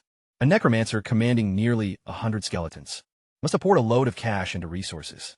This was a pretty juicy mark if it were any other kind of sorcerer. Venus would have bolted in the opposite direction. But necromancers are a whole different story. They're just so completely helpless in an actual fight that even a low-tier squire can take him down. The word necromancer has pretty much become code for garbage. By the time the bounty hunters closed in, my skeleton crew was already assembled at the south opening. Standing in ranks, Charlik caught sight of Audrey on her mount, past the skeleton line, completely losing his mind. He shrieked that no one else could have her, and sprinted straight at her. The slavers just laughed as Charlik lunged toward Audrey. Venus didn't bother stopping him. His nephew was a first-rank knight, and he seriously didn't think my camp had anyone capable of threatening him. Audrey had been dying for a chance to prove her worth. She rode out, meeting him head-on and holding her ground. Venus's eyes narrowed when he witnessed that. He hadn't expected a necromancer to have a knight as a bodyguard. Quit fooling around and smash those skeletons. Go back Charlik up. Venus barked at his crew, who were still joking about taking them on solo. His men charged into the skeleton line, thinking a single strike would turn my summons into bone dust. Instead, they caught blades right through the chest and clean slashes across the throat. The very skeletons they'd written off wiped them out instantly. The hunters dropped in absolute panic and horror. Within seconds, only the vice captain and a couple of senior apprentice knights remained. The vice captain, an actual knight, was cornered by 3 bone spirit warriors, who battered him around like a spinning top. The last of the apprentice knights fell one by one. Venus finally realized he'd messed with the wrong crowd. He leaped onto his horse, screaming for Charlik to retreat. Going somewhere, I sprang up and dehorsed Venus with a single blow. His light armor was the only thing keeping him alive. Sir Mage, I didn't mean any harm. I'll pay you handsomely, whatever it takes. Please overlook my disrespect. He fell to his knees, pleading for his life. Most mages are pretty greedy, after all, and mages who require costly cleanse remains are even more broke, The guy thought he could buy his way out. No hard feelings. I muttered with a grim smirk right as his tension faded, assuming we had a deal, before plunging my blade through his chest. Dead guys don't hold grudges. I don't just let threats walk away. Meanwhile, Sherlock completely lost it and tried to bolt. Audrey unseated him right off his mount. Hey, Mediv, I took down a knight, she cheered, hauling his corpse back, practically beaming. Not bad. I replied with a grin, giving her a pat on the back. Next time, aim a bit lower. She giggled, leaning over and teasingly shaking her hips. Fussing over it, I held back from kicking her backside and ordered the Ashen, bony thralls to ransack the slavers' transports. Turns out, underneath the tarps were barred cages. 3 separate carts holding 25 captive women. They definitely didn't look like ordinary humans. They were indigenous females, taken directly from the native clans of Odyssey. Foreign captives like that kind of count as high-end merchandise throughout the Givort Federation. My old man dragged me to an auction once. The memory is still pretty vivid. Plenty of hunting crews venture out to Odyssey, just to secure a payday like this. What's the plan for them? Audrey questioned, staring with curiosity at the confined prisoners. Move them a base. Anyone tries running, drop him. I commanded coldly before walking off. Senseless bloodshed won't do us any good, anyway. These Odyssey locals could actually be useful for gathering regional intel. A few of them clearly picked up on our speech, muttering quietly to one another. Audrey then had the pale skeletons haul the caravans back to camp, unlock the cages, and put the women up in vacant warehouses. Over on the west side, the raid didn't disrupt camp operations at all. I went straight back to processing bones. Honestly, I kind of forgot about the women that night. One of them tried to bolt, but a cat tribe warrior among them cut her off. She'd been keeping a close eye on my skeletons and knew what they were capable of. She realized I didn't really care about them, but running away would fail and just tick me off, getting everyone killed in the process. So she convinced the others not to run. For the next couple of days, it was like they weren't even there. I didn't give them a second thought. Audrey dropped by every now and then, and the skeleton cook brought over food right on time, as long as they didn't wander off. Nobody paid them any mind. More than 10 days passed with 0 visitors. The tribal women watched the camp change all around them. The eastern and western walls were finished. The skeletons were constructing the south wall from both sides toward the center, and they'd soon connect at the south gate. It seemed like a final shot at escaping, but there wasn't one. The cat tribe warrior had been keeping count of the skeletons. 9 brand new white ones, and 15 new green ones in that time frame alone. She also clocked that 1 green warrior had gotten way stronger. She was spot on. Another bone spirit warrior had awakened. She knew the spot they were in was highly dangerous. Holding no value and serving no purpose meant they could be thrown away at any second. Judging by my demeanor, they'd likely end up in the ground like the slave hunters, rotting down into raw skeleton materials. So she made her move, speaking to a companion named Swashin, a heart speaker who could comprehend and speak the human tongue, to deliver a message that she was willing to work for me and requested to be assigned tasks. Sway Zion don't. The human's gonna exploit you, her companions cautioned, absolutely terrified of humans. After what the slave hunters inflicted on their tribe. If he wanted to, we couldn't fight back anyway. Sui Xiang stated bluntly. They really had no choice in the matter. If it comes down to that, I'll take on the duty of a spirit cat warrior and defend Suwa, protect everyone, Swashian told her anxious sister. Then, she brought Swashian along to see me. Audrey blocked them before they even reached my brick house. She'd pretty much adopted the role of my guardian knight, whether I actually needed one or not, and she wasn't letting anyone get close without a good reason. Swashi clarified that they wanted an audience with me. Audrey was captivated by Swashi's talent for communicating without vocalizing. She's a heart speaker, whose telepathic voice bypasses language barriers. Audrey inquired about what they wanted, and Swashin conveyed Swashin's desire to serve me and earn her keep. Audrey told them to wait and came to consult me. Show them in, I replied. I wasn't about to keep feeding people who didn't contribute anything. The fact that the cat girl had the grit to come and offer her services was a promising sign. You want to serve me? I observed them intently while sipping my tea. Sui Shang took a step forward and bowed. A fractured spirit rune shimmered on her forehead, and I could feel a supernatural power pooling inside her body. She's a spirit rune warrior. It's a spirit cat custom that blends magical symbols with nighttime skirmishes. She hasn't hit the first rank yet, but even a novice spirit rune fighter is way tougher than your average trainee knight, since they're channeling mystical forces. Audrey kept her hand gripped on her hilt the whole time, ready to strike if Su Yishirong made a move. Once the display wrapped up, I motioned Su Yishirong over. She approached without a fight. When I reached out to see how compliant she'd be, she let out a soft whimper, but didn't resist at all. She was totally cooperative. You've made up your mind, I noted, pulling my hand back. She'd clearly psyched herself up before heading over. She was completely submissive. I don't mind having a bit more life around the camp. I can handle the isolation to power up in secret, but that doesn't mean I actually prefer being alone. Honestly, letting Audrey tag along on the Odyssey with me shows I still need a little human interaction. I'm not some warped necromancer who wants to spend his entire life surrounded by nothing but skeletons. I like living company. Starting today, those girls are under your supervision. Get them learning the human tongue. The next time you brief me, I don't want you tracking down an interpreter. Undead Sui. Shirong her first task and shoo them both out, so I could get back to my business. Mediv, you kind of love doing that. Just now, what about mine? Audrey slipped right up to me the second they walked out. Like, wasn't her interest obvious enough? Couldn't I show some respect for the first come? First served rule? Don't sweat it. When I got a moment, you're at the top of my list. I remarked, offering a faint grin, that the base was pretty much finished, and our skeleton forces were looking solid. We weren't in a desperate spot like when I first got here, so I chilled out a little bit. Audrey gave a cheerful nod and left me to my work. Deep inside the warehouse, Su Xiaong kept quiet about the compliance test. She just mentioned she won my favor. But her little sister, Su Hua, spotted the marks left on her outfit and asked if someone had hurt her. I'm all right, I'll keep you safe. Su Xiang replied with a gentle smile. She knew this day was bound to come. It was just a matter of when I'd take notice. She had already come to terms with it. For the sake of her sister and her tribe, she'd do whatever it took. Audrey dropped by later on to start teaching the tribal girls the human tongue. She was the only other human around, and I was way too caught up with the skeletons, so the task naturally fell to her. The girls belonged mostly to the Spirit Cat clan, 15 of them in total, along with 6 Spirit Fox girls and 4 Spirit Rabbit girls. Their magical practices are pretty similar, consisting of Spirit Rune warriors and caster classes. Out of the 25, only Sui Zio possessed real combat experience. As a novice Spirit Rune warrior, the others had different kinds of gifts. Sui Xian worked as a heart speaker, while Sui Hua knew about herbs and medicine. However, they hadn't awakened any magical powers yet. That makes total sense given that after the necromantic apocalypse, the world endured the War of the Gods, followed by the Twilight of the Gods, and finally, the Great Racial War. Ages of unending conflict wiped out traditions everywhere. It wasn't just necromancers either. Human knights felt it too, along with mages and the magical paths of every other race.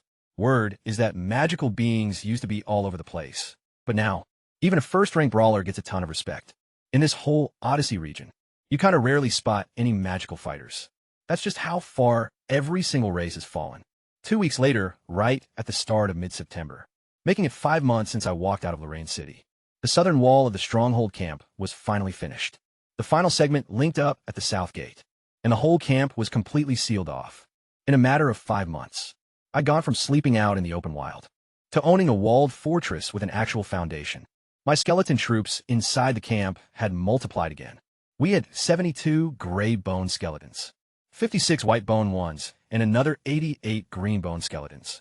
Among those green bone skeletons were 4 of our first-rank bone spirit warriors, Toss and myself, and Audrey as first-rank knights. And sure, the camp wasn't the top powerhouse in the Odyssey, but nobody was going to push us around easily either. Sui Shirong, are there any old battlefields around here? I inquired because my skeletons have different roles, and skeleton farmers are way weaker in a fight than skeleton warriors of the exact same age. Raw power is what counts most in the Odyssey. Without enough muscle behind you, nothing else matters much. All 3 ruins I'd come across were just deserted villages yielding mostly peasant remains. I needed a real battleground to harvest warrior bones, or maybe even the relics of knights and sorcerers. I hadn't had a chance to study Odyssey's military history before getting banished, and Audrey didn't know a thing either. The only way to find out was by asking the locals. That's kind of why I kept those tribal women around. See, there's an old battlefield nearby, where the cat tribe's ancestors fought. Su Shirong explained, using her broken human speech. She didn't rely on Su Shirong to translate this time, just to show me how much she'd improved. The Spirit Cat tribe had once traveled through here, and she'd heard the elders gossiping about their history. Perfect, we're going to head out after dark, I replied, feeling quite pleasantly surprised. Sure, I have some real power now, but that's no reason to parade a bunch of skeletons. Marching during the day just draws too much attention, and scrapping with random thugs doesn't do me any good. I need old, well-aged remains, not fresh ones. Blessed corpses are what I want, so meaningless fights should be avoided. Keeping a low profile is the way to go. At dusk, I left behind a pair of bone spirit warriors, along with a few green bones to watch over the camp. Then I headed northeast with Audrey, Sui Shirong, and the rest. Nighttime came on pretty fast. The dark belongs to wild beasts and nocturnal creatures, you know? All the local thugs were hiding out in their shelters. The battlefield was only roughly 10 kilometers away. Skeletons don't ever get tired, so, keeping a steady jog, we made it there in just over an hour. From what Sui Qiong told me, this clash took place more than 250 years ago. Back then, the Givort Federation hadn't completely pulled out of the Odyssey yet.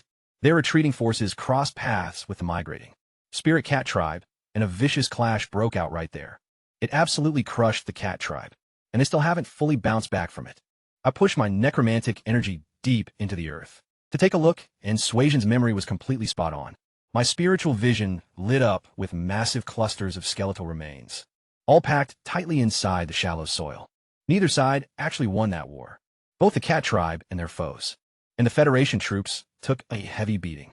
They barely managed to bury their dead before pulling back. I highlighted the dig sites and got the skeletons working. The remains surfaced quickly, completely stripped of possessions. But I don't really care about burial loot. It's the bones I'm after, so I tested a few with my magic. Every single one yielded premium green bone fragments. Dating back over 250 years, this spot was just amazing. Then things took a different turn. One invocation pulled up a spirit cat warrior's arm bone. Now, I've worked with cat tribe remains before, but they'd always just change into standard human skeletal pieces. This particular one had mystical runes etched on it. The magical energy of a spirit rune had kept the warrior's feline traits completely preserved. And it wasn't just a one-off thing, either. I kept uncovering more spirit cat warrior pieces, spirit cat sorcerer components, along with human knight remnants and human mage parts. That clash must have wiped out a ton of supernatural soldiers from both sides.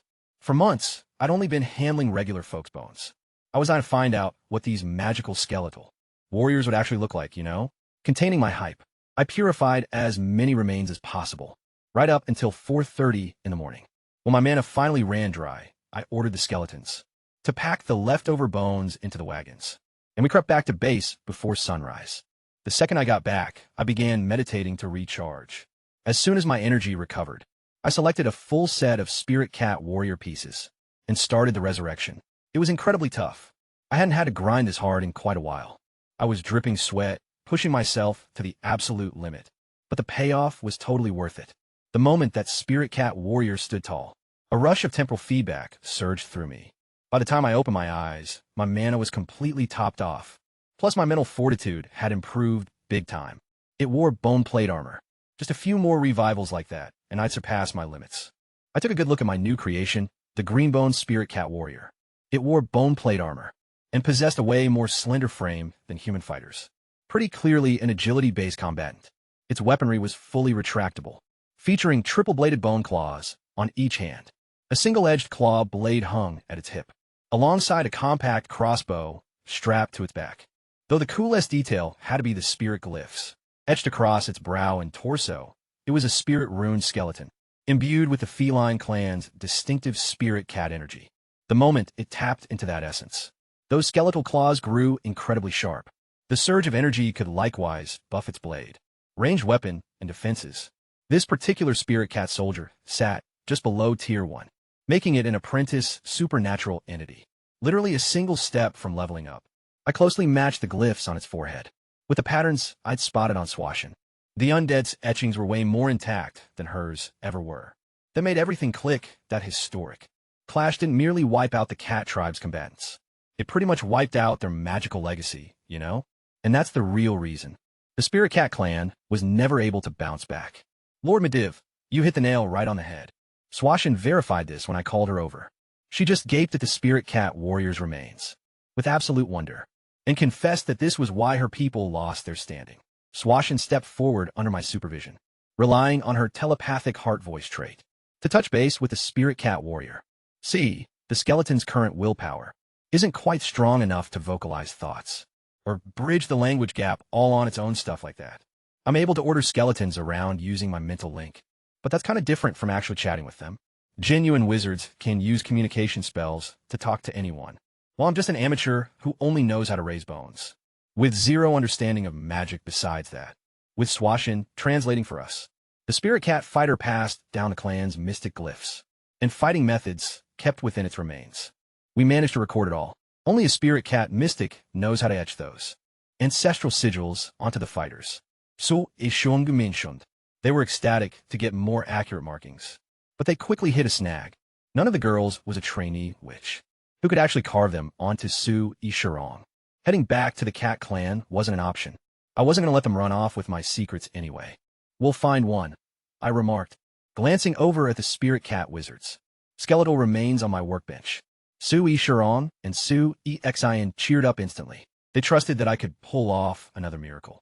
Su Ishirong stepped closer and grasped my hands, making sure I felt her appreciation. Then Suasion grinned and walked over to rub my shoulders. They had gone from just taking whatever life threw at them to actively pursuing their goals. The outpost was running smoothly enough now that I didn't mind winding down a bit. If I hadn't needed to save up mana to reanimate bones, those two wouldn't have headed back so early. Once I rested up, I tried to raise the spirit cat mystic's remains. It proved way tougher than the soldier. Even pushing my limits, I couldn't pull it off. I figured I had to become an advanced apprentice. Magician first. But hey, one flop is no big deal. I just meditated until my energy returned, and then gave a set of human knight bones a shot instead. Still pretty tough, but simpler than the mage. I kept grinding and pulled it off. What rose up was a blazing skeleton knight. A fire element battle aura surged from its frame, making the runes air boil, just like the ghost cat warrior. It was right on the verge of rank 1. But this was rare, having an element, and boosted battle aura even before hitting rank 1. In this current era, breathing styles that generate elemental aura are viewed as high-grade heritages. Neither my own private collection of styles, nor Audrey's family legacy can yield an elemental aura. I summoned Swashin right away. Using telepathic communication, we duplicated the fire aura breathing style, the initial volume, along with 3 fire combat arts from the Skeleton Knight. This is the true weight of history. Forgotten arts brought back to life by my summons. It was only the opening volume, since the original master only knew that much stuff. Even so, that first volume, by itself, can take a knight all the way to rank 3. My previous breathing style couldn't even reach rank 2. Audrey's ancestral art only included a portion of volume 1, meaning she'd hit a wall at rank 1. She switched over to the fire style immediately, but I held off on changing mine. My primary focus is the wizard path. Wasting energy on knight training would just be a distraction right now. Once I rested, I sorted through the battlefield remains, purifying fragments from potential ghost, cat warriors, and mortal knights. Each time a complete skeleton was ready, I'd center myself to prime shape and raise them. After a week of non-stop grinding, I possessed a couple more phantom cat fighters, along with another undead paladin. Each feline trooper carried slightly varied legacy sigils, further piecing together the clan's forgotten heritage. Swashi logged the entire set of 6 battle moves, gained from those 3 combatants. The second paladin was just like the first one, boasting the exact same fire-breathing style. Reanimating these 3 magical carcasses, stretched my willpower way past its boundaries. Thanks to the energy surge from the Spring of Time, I effortlessly leveled up to an elite wizard apprentice. Going from my very first lesson in deep meditation to hitting this advanced rank took under half a year. Most peers back at the school toil for 3 or 4 years just to reach this point. Proving the Spring of Time is kind of the ultimate cultivation asset. Once I got my overflowing mana under control, I got ready to take another shot at the Phantom Cat Warlock, pulling out the identical materials from that past failure. I put every ounce of my focus into it. It turned out to be incredibly brutal. Beads of perspiration drenched my face. Even as an advanced tier apprentice, resurrecting an ancient, jade-boned magus pushed me right to the brink. Still, it didn't completely break me. I managed to finish the incantation, and as the Phantom Cat Warlock rose to its feet, the Spring of Time burst forth inside my mind. My nearly depleted soul felt completely replenished, and my inner power came rushing back. One second I was looking pale and totally wiped out, and the next I felt 100% revitalized. I gazed proudly at my handiwork. The spellcaster's remains were deep emerald, matching the troopers and paladins. Yet the makeup was different, glassy and enchanted, rather than hefty like metallic jade. It's a range-type unit, pretty much like a human sorcerer. There weren't any legacy runes on its brow. Instead, it gripped a spirit cat bone staff, just like those other top-tier green bone skeletons. It was sitting right below the first rank, kind of one step away from a breakthrough. So I called Swashin over to talk with the spirit cat sorcerer. Using her inner voice, Lord Mediv, he's totally down to teach me the legacy of the cat tribe sorcerers. Swashin blurted out excitedly. Once I gave the green light, the sorcerer handed down the cat tribe's magical cultivation secrets, along with the method for carving ancestral spirit runes. After that, we compared the sorcerer's runes with what Suishin had gathered from the warriors, fleshing out more of the forgotten tradition. Using its bone staff like a pen, the sorcerer inked in the blanks on those 3 spirit cat warrior runes. With that finished, all 3 warriors passed the limit and leveled up to first-rank spirit rune warriors. Just like the bone spirit warriors from before, they also wake up their bone spirit energy the moment they hit first rank. wielding two distinct types of magical power: Spirit Rune Force and Bone Spirit Energy. These cat fighters are way stronger than standard Bone Spirit warriors who only have one, you know? The sorcerer couldn't patch up Swashy Yang's runes directly, though. Living Skin needs particular ingredients for the carving, so that task would go to Swashin, as soon as she got the hang of it. Lord Mediv, could the rest of the cat girls around camp get the sorcerer and rune heritage too? Swashin asked softly while rubbing my shoulders. Sure, bring them over. I agreed, since having all the cat girls gain magic powers is going to make the camp a lot stronger. Su Yixiong and Su Yixin had already coached the rest beforehand, really drumming it into them that I'm their master, and that no one should put up any kind of fight. They totally got that just one person ticking me off could completely ruin everything for the whole group. Crushing the cat tribe's only shot at a comeback. As the cat girls form a line right in front of me, I scanned down the row and singled one out, a girl wearing a tiny golden bell around her neck. That was Su Yihua. She shot a quick look at Su Yishirong, who gave her a little nod of encouragement.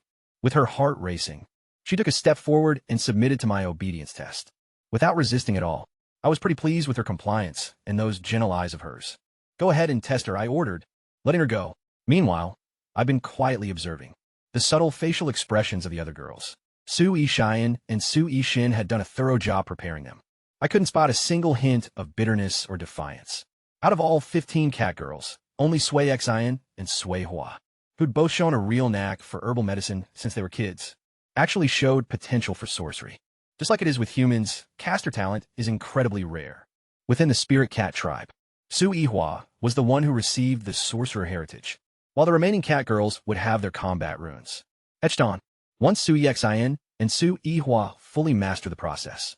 You've got a sharp eye, I told Suwa with a grin, secretly praising myself for such a lucky random choice. Hearing my praise, Sua's knees went completely weak, and her eyes began to well up. I didn't tease the emotional little kitty any further, just waving everyone out so I could get back to my business. With the spirit cat sorcerer successfully revived, I had officially burned through all my matching sets of supernatural bone components.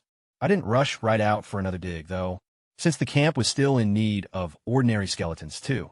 Throughout the following week, I hole up in the brick house, tuning up equipment and bringing basic skeletons back to life. Since I'm an advanced mage apprentice now, my output speed has pretty much skyrocketed. A couple of brand new skeleton variants unlocked. Skeletal rangers outfitted with bone armor, carrying longbows and sidearms, alongside bone-armored skeleton assassins rocking dual-wield daggers and wrist-mounted crossbows. Every couple of weeks, I go check out how the base build is coming along. Honestly, those tireless skeletons make the absolute best laborers, spreading out from the central castle sector and defensive walls. Each individual plot is getting a pair of back-to-back structures. The 12 plots flanking the central hub are currently being developed into a fortified sector. Once that's fully enclosed, my personal quarters will be secured behind a double layer of walls. Just past the stronghold zone lies the residential district, while the furthest perimeter is slated for the city wall sector, complete with towering ramparts. Bridges overhead link every single part together, turning the whole neighborhood into one unified defensive network. So, basically, this city I'm planning is just a giant cluster of interconnected mini fortresses designed for maximum security. Over a fortnight, the settlement gained 3 spectral cat fighters, 2 skeletal knights, a lone spectral cat mage, plus another 72 gray bones, 36 white bones, and 24 green bones added to the standard ranks. I prioritize gray and white bones to fast-track the build, putting the grand total at 354 minions, which includes 10 elite undead types, 7 of them being Tier 1. This is getting to be a seriously powerful army. A whole setup I created completely from scratch. Now that the basic grunt numbers are looking solid, it's time to start upgrading their ranks again. Later that evening, I headed up a massive squad of cart-pulling skeletons, heading back to the spirit cat battlefield to do a second dig, and dragged every single bone back to our camp. The fox and rabbit girls spotted the shifts in the cat girls, so they gave me details on ancient battlefields, too, but those places were pretty far off. I'll check them out later. The morning after the dig, Audrey was just chilling in the warm sunshine, pouring right through my window, giggling softly. I've been feeling awesome ever since hauling back all those bones, and I'd finally fulfilled my promise to her. She was the very first. Her dream finally came true. She cuddled up against me playfully, just like a lazy cat basking in the sun.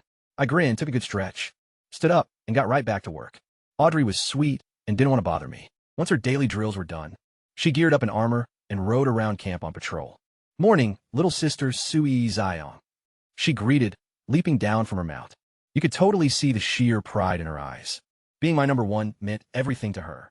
When it came to her status, Sui Zion and Sui Xn had been pretty eager lately, but what we'd done so far was kind of casual. The real milestone happened with Audrey. Good day, Sister Audrey. Su Wei-chong was startled by the new title, then smiled as she caught on. Audrey's rank in the camp was totally undeniable, and this change in how Audrey spoke to her was a little push to keep serving me well. While Audrey gave language lessons to the girls, I put all my focus into refining the bones. I focused first on potential spirit rune warrior remains, to raise a lot more spirit cat skeleton soldiers. Every single one comes back just below the first rank, but the moment their legacy runes are fully formed, they instantly step right over that line. Throughout the following fortnight, I managed to resurrect 5 more spirit cat fighters, along with 1 more spirit cat mage. They expanded the clan's recovered ancestral runes, from 6 distinct battle arts up to 9, while their magical heritage became way more profound. All 5 fighters moved up to the first rank. Right after their runes were completely finished, I also utilized the regular cat clan remains to craft 36 greenbone, skeletal frontline fighters, scouts, and silent killers. Things are going great. Free from the overwhelming stress of my first few days, I actually let myself take a little breather in between my crafting sessions, sometimes hanging out with Audrey, other times with Sui Xiong and Sui Exine, and occasionally with that emotional little kitty, Suiyua. Hey, Suiyua. What's the deal with that bell of yours? I questioned her one afternoon, fiddling with the tiny gold bell hanging around her neck. Its soft tinkling, while we hung out, had been really quite lovely. Sui Xiong gave it to me, she mentioned with a warm smile. Back when I was small, I kept running away to play, and she was so stressed that I get lost, that she fastened a bell right to my collar. Whenever it jingled, she could track me down. But that's also how those slavers managed to catch Sui Xiong. She just followed the ringing, trying to find her captured little sister. Sui Hua stole a quick look at Sui Xiaoong, who was resting right beside us, completely wiped out, and gave a tender smile. Her sister always tried to safeguard her, even though sometimes Sui Hua didn't really need the cover. Honestly, after listening to their past, I took a stretch and went to check on the camp's building site.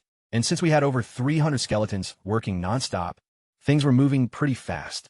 The outer structures of the Ford Zone were more than 70% finished, so just a few more days should wrap them up. After that, I was going to bypass the residential sector and head straight into raising the main outer city walls. We're still kind of short on workers, I mumbled. At least the camp's defense force was looking solid, with 12 first-rank skeletons on hand now. Plus, Audrey and I made 4 supernatural subranks, alongside hundreds of regular troops.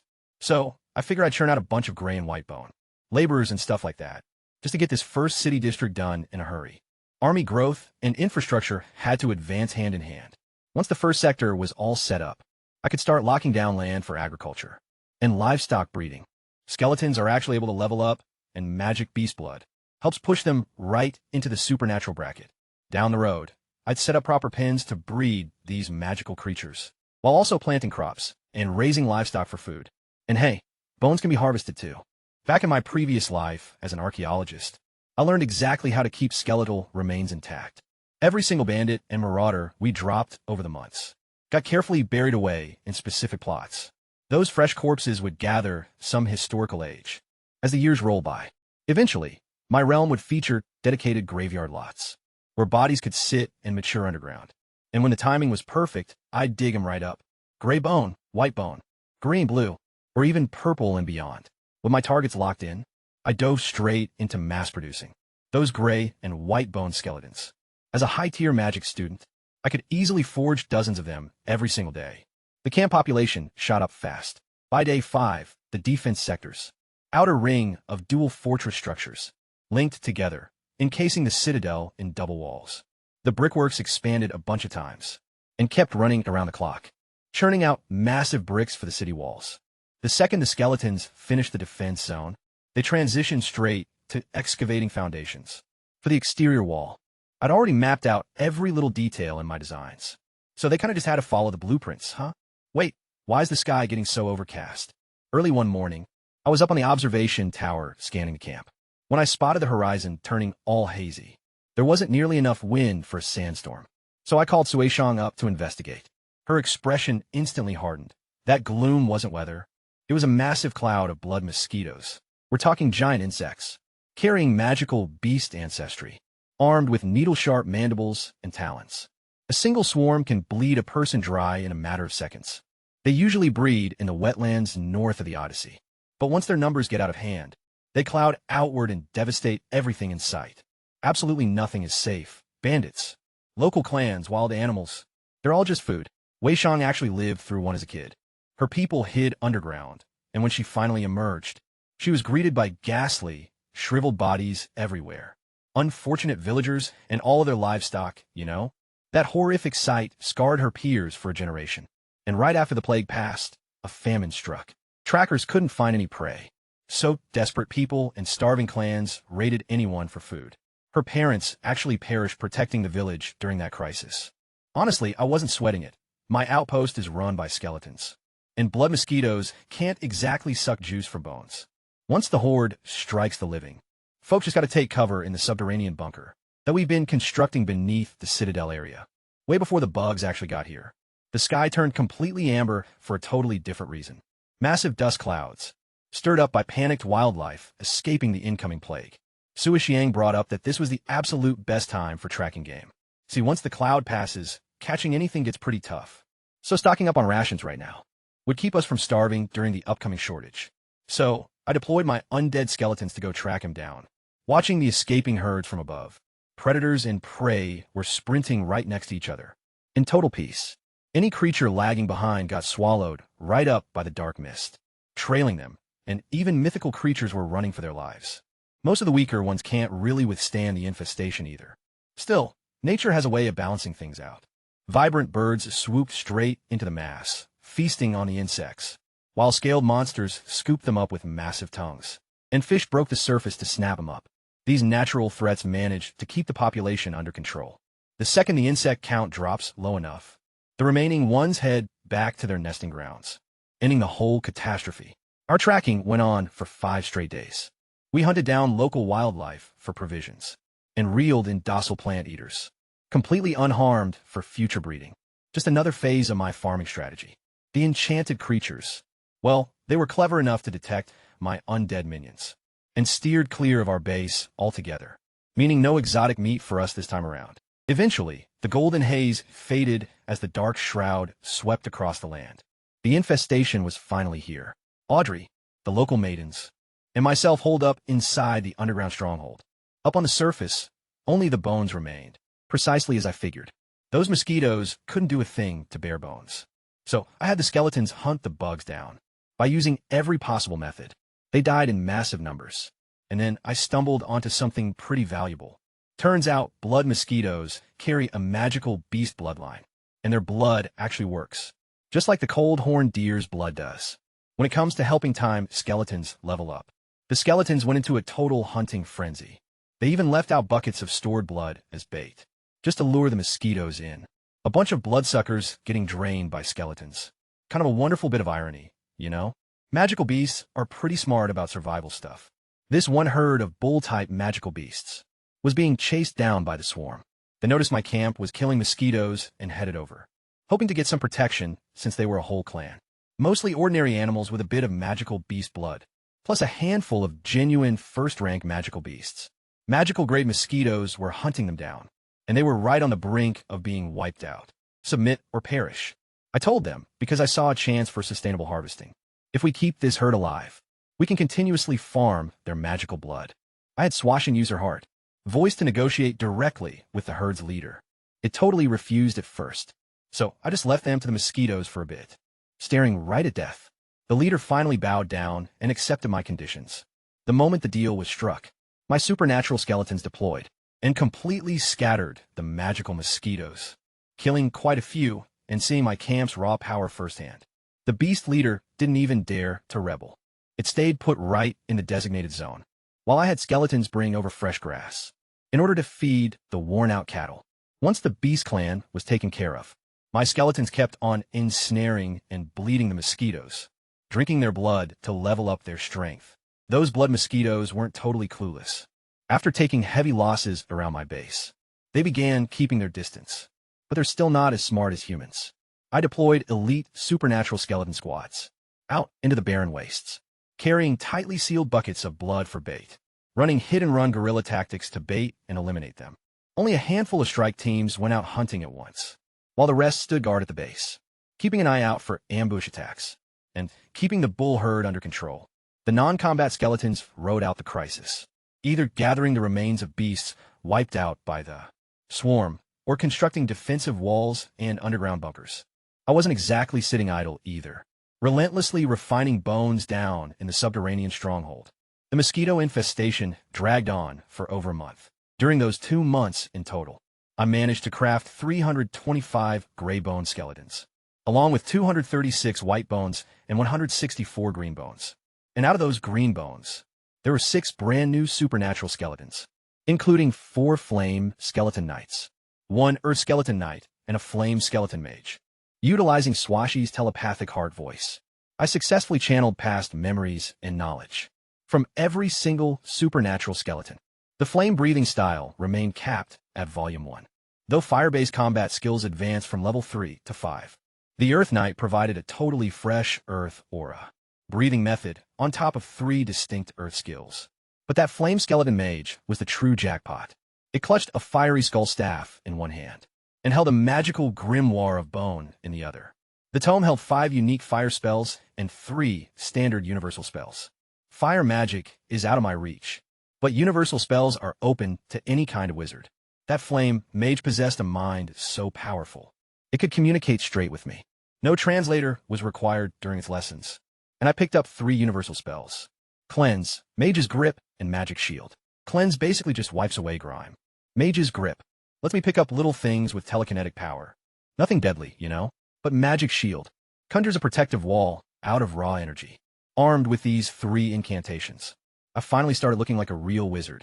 Back when the mosquitoes swarmed, my skeleton crew soaked up a massive amount of magical beast blood from the creatures they took down. Every single supernatural skeleton that hadn't quite hit. The first rank managed to cross that line. 6 skeleton warriors, 3 rangers, 2 assassins, and 1 farmer all triggered their bone spirit energy to reach first rank. 8 months after setting out as a pioneer, my settlement surpassed 1,000 skeletons. We had 469 grays, 328 whites, 290 standard greens, and 34 supernatural greens. 1,000 unwearied laborers translated into incredible building speeds. The northern city wall stood fully built. The eastern and western barriers were more than half done, and the southern fortification was at 30%. Give it about another month, and the entire perimeter wall is going to close up. After resting for a month, the bull herd had fully bounced back. I deployed the supernatural skeletons to harvest blood. The beasts panicked a bit at first, spotting dozens of first-rank skeletons closing in, but they settled right down once they noticed. We were just looking for a tiny bit of blood. Realizing they weren't meat, the herd leader let out a sigh of relief. Blood was something they could spare, so I dubbed them Great Hornbulls. The standard ones stand about 4 meters at the shoulder, stretching 5 meters long. But the first-rank magical beasts are 6 meters tall and 8 meters long, basically like living tanks. Around 74 made it back to my camp, with 5 of them being true magical beasts. The blood gathered from those 5 magical bulls successfully awakened the bone spirit energy within a pair of veteran greenbone rangers, promoting them right up to the first rank. This setup is sustainable, with roughly 1 blood harvest every month, yielding 2 new supernatural skeletons each time. I pretty much left the ordinary bulls alone, hoping that more of them might awaken their magical bloodlines and hand over some extra blood sources later on. Once each harvest wrapped up, I'd reward the herd with some top-tier grass. Ever since the plague, food has been hard to find across the Odyssey. Most of the wildlife had either been wiped out or fled, but my camp wasn't feeling the pinch. See, my army consists of skeletons that don't eat. The only mouths I actually have to feed are myself, Audrey, the tribal girls, and our livestock. The animals just graze on grass from the plains. Back during the swarm, we managed to hunt a ton of those fleeing beasts and store the meat in an underground freezer I put together, powered by the cold horned deer's magic core. With the way we consume it, that stockpile is going to last for years. So yeah, a food shortage is a problem that simply doesn't apply to us at all. After 2 solid months of nonstop refining, my bone reserves were starting to run pretty low. There weren't any large burial sites nearby to excavate, which left me with some downtime. I figured I'd switch up my night breathing technique. After weighing all my options, I ended up settling on the Earth Aura breathing method. The Earth preserves history, which feels pretty fitting for an archaeologist. Earth Aura is famous for solid defense, especially for a mage. Piling up defensive stats makes me practically invincible. I ended up using blood from magical-grade mosquitoes that I'd gathered back during the plague. Thanks to that powerful catalyst, I rapidly shifted my standard combat aura over to Earth Aura, and the shift was instant. I could feel my defensive power just skyrocket whenever the aura was turned on. Plus, as a necromancer, getting into the thick of battle is kind of beneath me. I'll let the skeletons handle the frontline brawl, while I focus entirely on staying alive. I didn't bother rushing to learn the 3 Earth combat skills. Those take a while. Headed out of training, I made my way up the steps. My spot is in the central tower of the Citadel sector. That old brick house is history now, you know? Up on the 7th floor, I spotted Audrey resting against the balcony railing, gazing out at the rampart construction. A sudden breeze caught her dress, perfectly highlighting her gorgeous silhouette. I quietly stepped up behind her and gently rested my hands on her shoulders. She started to spin around, but I told her not to, and she caught on right away. This played right into one of her many secret fantasies. She totally played along, crying out with theatrical objections, which only made the whole scenario way more intense.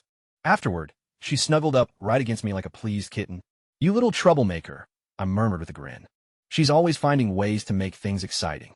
She was already plotting out exactly which scenario to bring to life next. Meanwhile, over at Winterhold Fortress, schemers were plotting to capitalize on the Odyssey's downfall.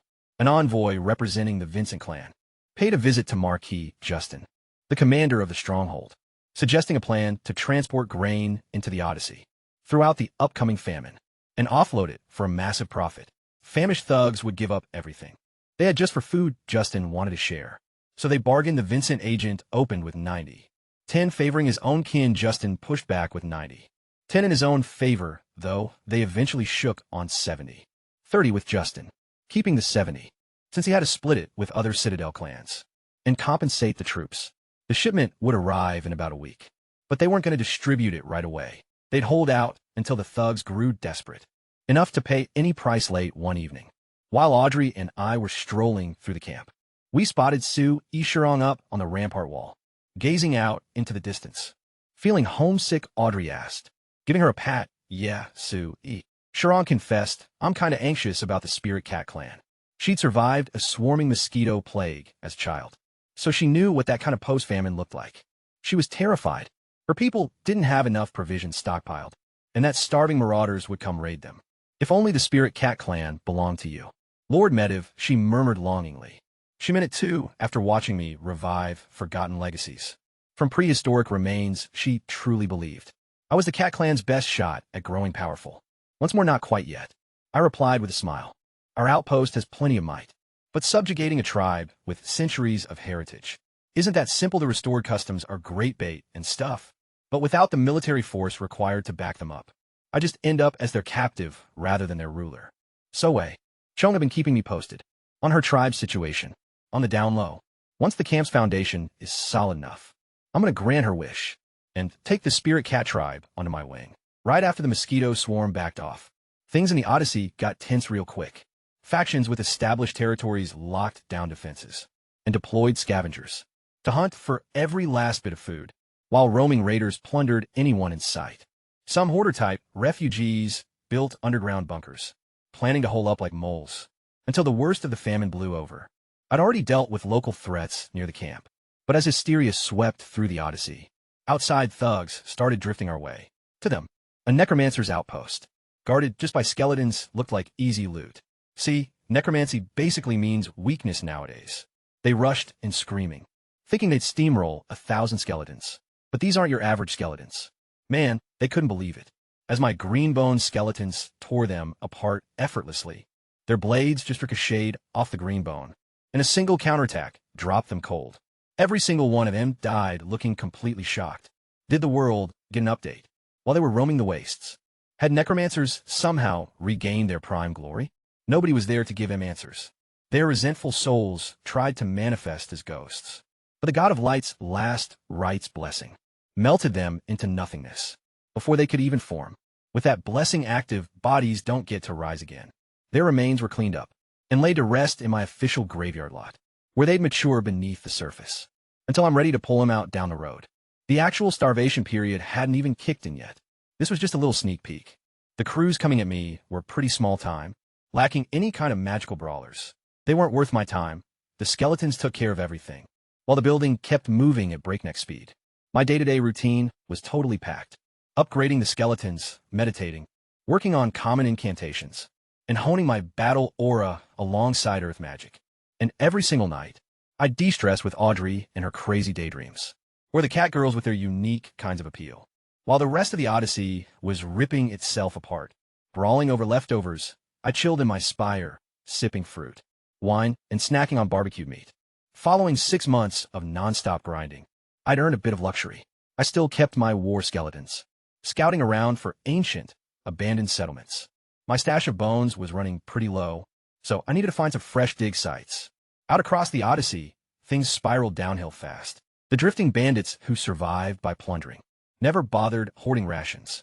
Since the mosquito infestation wiped out all the game, their only options were foraging for roots or mugging people. They weren't the sort to just stomach bitter roots and bugs, you know? So after a spell of messy internal feuds, the criminal syndicates started merging together. Targeting one another was completely pointless.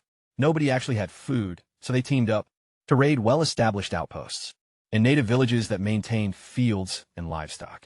No one had a clue when the wildlife would come back. This food shortage could basically go on forever. Folks who survived earlier famines knew that sooner or later, even the roots and bugs are going to run out, and people will resort to feeding on the dead. Even their own protectors fought back desperately, some winning and others losing. The Odyssey's population kept on dwindling. In the meantime, roughly 2 weeks after the swarms withdrew, the Federation's Vincent family delivered grain right to the Winterhold Canyon gates, guarded by soldiers from the fortress. They didn't dare step foot inside the Odyssey itself. Starving folk kind of lose all rationality. At the canyon, the troops managed to keep the criminals at bay. Once word got out, the thugs came flooding in. Initially, they hesitated at the extortionate prices, but the traders weren't sweating it. Hunger would break them. Within a few days, the thugs started buying more and more, surrendering every last valuable they had just for food. Eventually, sheer panic gave way to madness. Then one day, the criminals snapped and rushed the merchant's camp. The garrison held their ground at first, but the moment someone sliced open a sack of grain, and that golden wheat spilled out, the chaotic frenzy became unstoppable. Famished thugs charged ahead, completely numb to pain. The commanding officer sized up the situation and called for a retreat, leaving the leftover supplies behind to save his men, along with the cash they'd made. That blood-soaked food was looted instantly. The mob pursued the retreating troops, demanding their rations and all their money back. The army fought while falling back, until backup from Winterhold finally showed up and dispersed the crowd. Total psychopaths. The general and the merchants cursed. They'd amassed plenty of fortunes early on, but they totally misjudged the sheer desperation and stayed way too long. Losing those troops meant trouble with the High Council, and the profits they pocketed probably won't even handle the political blowback. They tried playing the noble card in a lawless wasteland and got totally burned for it. It's kind of weird how peaceful it's been these past 2 weeks. Audrey mentioned while patrolling up on the outer wall. During the first couple of weeks after the swarm left, we were getting raided pretty much every single day. Then out of nowhere, nothing. What she didn't know was that those raiders had been baited away by the Vincent family's massive grain sell-off, right by Winterhold Canyon. Our settlement is just too isolated for word like that to reach us. Honestly, it didn't really make a difference to me. Wiping out thugs doesn't give me anything. Just building things up in peace is all I'm after. In the months following the insect's retreat, my skeleton crew ground away day and night, and managed to finish all 4 sides of the perimeter walls. They aren't massive, about 16 meters high, and 6 meters thick, but that's plenty for the Odyssey project. The wall's height doesn't matter as much as who's defending it. Without capable guards holding the line, even a 30-meter barrier wouldn't slow anyone down. At this point, the sole way to get in or out is through the 4 main gates. Skeletal troops keep a constant watch along the ramparts, so nobody's sneaking over without being spotted. With the fortifications locked down, I finally had my first actual city sector. I formally designated it as Kurd. And Kurd isn't going to stop at just one neighborhood. The brick factories are steadily scaling up, and additional sectors will be constructed and gradually linked together just west of the city defenses, the spot where the skeletons have been excavating. Clay for the brickmaking is actually my intended reservoir layout. That wasn't just some random digging, you know? I had planned it that way right from the start. It's going to turn into a 4x4 layout of 16 deep, square catch basins, spanning nearly 200 meters across each one, separated by elevated causeway roads. The reservoir provides fresh drinking water, feeds the neighboring farmland, and can yield fish. My master plan is a 9-square grid centered on curd. The eastern and western sectors are reservoir areas. The southern sector is designated for the cemetery. The northern sector serves as the production area, housing the brick factories. The four corners will consist of 3 agricultural zones and a single livestock sector. Each massive square gets surrounded by its own city wall, featuring double road structures, external defensive barriers, and inner quarters for combat and logistics. The gaps between these blocks are 100-meter wide, boulevards that double as perfect kill zones. If hostile forces try marching down them, they'll get pinned down from both sides. Subterranean tunnels link the different grid sectors, so troops can move freely during a siege.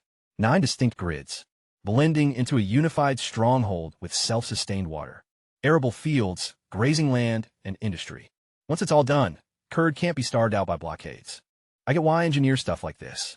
Meeting an unexpected end in my previous life, losing my folks so early in this current one, and getting targeted by my own relatives. Deep down, I just desperately crave safety. My stronghold blueprint, and choosing an earth aura for protection. It kind of all stems from that. Plus, my innate gift aligns with it perfectly. As long as I keep breathing, I'll just keep getting stronger. The longer I survive, the more skeleton forces I'm going to amass, and the deadlier they're ultimately going to be. I definitely didn't slack off on training this past month. After exhausting all the bones from the battlefield, I harvested undead minions from standard village graveyards. Got 165 gray ones, 124 white ones, and 52 green ones. They're all basic ranks, you know, no rare types. I also picked up 2 earth combat skills. Earth Split Slash is an attack that merges ground-shattering power with a blade wave. At higher tiers, it can rip enemies apart from right below. Mountain Rock Stance is pure defense, shrouding the body in earth aura like stone skin. Once fully mastered, it makes you immovable as a mountain. Both need a much higher night cultivation level to unlock their full potential. The third skill, Boulder Charge, is a shield rush technique that I haven't learned yet. A week after the Vincent family got raided, the bandits who'd gathered at Winterhold Canyon ran through all their stolen food and scattered back out into the Odyssey. Moving in large groups, some raided known camps and tribes, while others roamed along the Winterhold mountain range, trying to hunt around the foothills. But those woods belonged to tribal territories, and powerful magical beasts, repeatedly driven away. A massive mob of thugs drifted eastward, along the mountains. Hey, there's a town here. They stared in shock when Kurd came into view. Then their eyes lit up, and they charged right toward it. Compared to Winterhold Fortress, this little walled town looked like easy plunder. Anyone who could build something this nice has got to be rich and well-fed, right? It's a skeleton town. They mocked when they saw my skeletons, heading back through the gates from outside shores.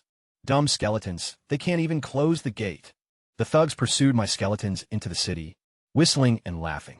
They figured the skeletons were just too mindless to shut the doors behind them, but they were wrong. I let them in on purpose, and once they were inside, they noticed the fortress zone right in the center, fortified by its own 10-meter walls. They assumed that was the ultimate goal, like take the citadel and rule the town. They rushed ahead, keeping their eyes glued to the center, completely overlooking the main city gates. Locking right behind them, slammed the door, trapped the bastards once they got close enough. I gave a command, and over 200 skeleton hunters and scouts, stationed on the ramparts, opened fire all at once. A barrage of arrows rained down, and those thugs lacked decent armor. Screams echoed everywhere. My highly leveled, elite Greenbone Rangers could pierce straight through heavy leather gear, and almost none of those goons wore solid plate anyway. Don't get cocky. Their night-level captains bellowed, charging forward, while unleashing their battle aura. Reckoned they could scale the walls in just a few bounds. Flame Slash. My elite undead forces clashed with them head-on, throwing fire. Skeleton Knights, Phantom Bone Fighters, and mystical rune warriors cut off every single path. Dozens of supernatural skeletons ambushed the enemy knights. How on earth are there so many elite undead? Are we dealing with a high-ranking necromancer here? The mercenary knights started to panic. They finally realized that while dark magic might be considered a low-tier class, anyone who actually managed to master it would still be absolutely terrifying. The ritual of last rites might restrict the kinds of materials a summoner can use, but it doesn't diminish the necromancer's actual raw power. "My lord, we'll serve you. Please show mercy," they pleaded, as basic skeleton grunts closed in from all sides, mowing down the rank-and-file thugs like wheat in a field. I stayed silent. The second they set foot in Kurd, their fates were pretty much sealed. I have devoted elite skeletons for this. These backstabbing criminals mean absolutely nothing to me. Every single one of them was wiped out, men, women, all of them, well over 2,000 people. I watched it all go down from the main tower, completely unfazed, calm as still water. Eliminating 2,000 gangsters felt just like butchering 2,000 pigs. Honestly, I didn't feel a single thing. My mindset is way more mature than my actual age. Look, this is a dog-eat-dog world we live in. When the situation demands you to be ruthless, there's no room for pity. Audrey felt the exact same way. She actually dropped by to brag about her body count. The cat girls weren't squeamish about it either. They were raised in the Odyssey, so they're totally used to bloodshed. The corpses were dealt with and laid to rest in the graveyard district, just left to decompose underground. Kurd went right back to its quiet fishing operations, acting like nothing had even happened. That gang accounted for the entire horde heading east. Once they were eradicated, Kurd slipped back into obscurity. Brutal violence kept tearing through the Odyssey, while my own city stood in peaceful contrast. Yet another month slipped by. I finally mastered the final Earth element combat ability, Boulder Charge, a pretty solid shield-rushing move. I personally managed the excavation of several more ruined residential neighborhoods, harvesting 212 gray, 196 white, and 84 green bone skeletons. That's close to 500 in total, but they're all pretty basic. Not a single supernatural find. It's kind of obvious that unearthing magical remains requires tracking down ancient battlegrounds, not just standard village ruins. I managed to raise 2 more bone spirit rangers by utilizing Great Horn Bull blood, bringing my grand total of elite skeletons to 38. As for standard skeletons, the count is sitting at 1,918. That's quite a massive army of tireless workers. The construction pace was mind-blowing. The outer walls of the Eastern Reservoir Zone were done. Within a month, skeletons were already digging foundations for the Southeast Livestock Zone and the Southern Cemetery Zone walls. I showed up here as a so-called pioneer with nothing, just dried rations, no seeds for farming or anything. But during the mosquito plague, the skeletons managed to capture plenty of tameable herbivores. So, the very first supply zone I'm setting up is livestock, not farmland. The cemetery zone needs some security, too, since more and more bodies are getting buried there, and I can't have outsiders messing with my future. Bone harvests. One afternoon, Audrey and the cat girls were hanging out at the Eastern Reservoir, releasing fish that the skeletons had brought in from other waters. Fisheries are solid logistics, you know? Once the reservoir's fully mature, they'll provide Kurd with an endless supply of fish. I strolled over, drawn by the sound of splashing. Suwa was crouching down right at the water's edge, gazing at a massive fish that hadn't swum away yet. I grabbed her from behind, laughing. "Looks like we're having fish tonight. Man, these cat girls really do seem to love fish." Though before that fish dinner, I kind of planned to enjoy a different sort of treat first. With Kurd finally established as a secure base, it was time to start expanding outward.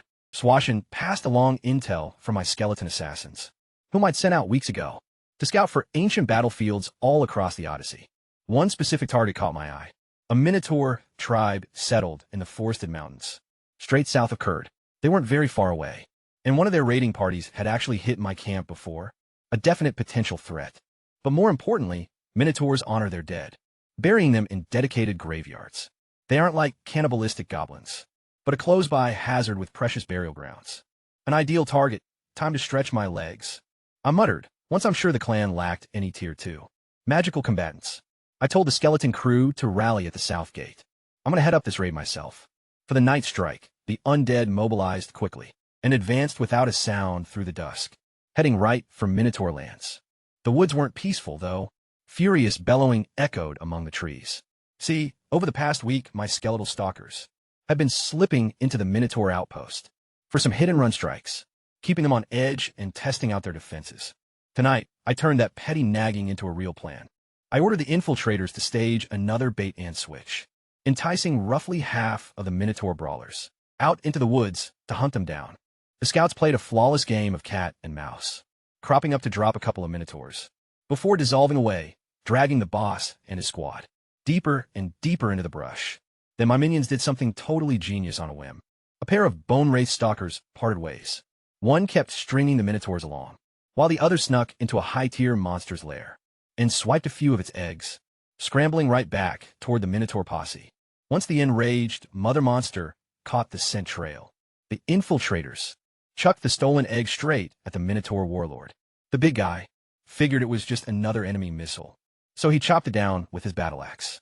The shell shattered, leaving fetal monster goo splattered all over him. His face went totally pale. He realized right then that he'd been framed to fight the beast. Just like that, a second rank went. Magical beast crashed through the trees, tearing apart everything in its path. It caught sight of its slaughtered young on the ground, and the chief completely covered in egg fluid and flesh. No amount of explaining would save him now. The creature lunged forward in absolute, blind fury. Talk about talent, I muttered, sensing my assassin's handiwork. Through our faint mental link, turning the enemy's neighbor into a weapon, basically baiting the tiger to wipe out the wolf. They're true masters of assassination through and through. And besides, they're skeletons. Nobody expects them to play by some honorable code anyway. With the chief and half his fighters pinned down, tangled up with a second-rank magical beast, I struck immediately, sending my skeleton horde into the village. The remaining guards had all been staring at the woods, watching the hunt, and totally missed an entire army closing in from behind. By the time they even realized, the skeletons were already scaling the walls, slashing through minotaurs left and right. There's no room for mercy in war under my rule. My skeletons executed every single minotaur they encountered. A handful of elite minotaur champions had stayed behind, but they were simply no match for my elite skeletons. I actually used them to practice my earth split slash, though against those thick-skinned minotaurs, it only triggered the shockwave blade effect, without the actual ground-shattering part. After a few rounds of testing it out, I chose not to drag things out any longer. I ordered a squad of my elite skeletons forward. To wrap things up, honorable duels just aren't my style, you know? Overwhelmed by an onslaught of 1,000 skeletons, the depleted village collapsed in no time. The skeletons secured the perimeter while a massive crew of laborers hurried over to the ancient graveyard and began digging it up. The Minotaur leader could make it out alive against that second-tier monster, or maybe not. But honestly, either way, if that creature came hunting for payback at the settlement, right after, I needed to be long gone. I could pass on the clan's riches and stuff, but those ancient remains were the whole reason I started this conflict. My crew is pretty quick. One skeleton after another piled up the remains and rolled them back toward Kurd. By the time we wrapped up the digging, that clash in the woods was still going strong. The Minotaur chief was kinda tough. He was still throwing down with Sigma. Victory is ours, the Minotaur chief bellowed, jamming his backup hatchet into the second-tier monster's head. His witch doctor let out one final war cry. Right before dropping dead, the leader scanned the site of the clash. With pure sorrow, every single brawler he brought was wiped out.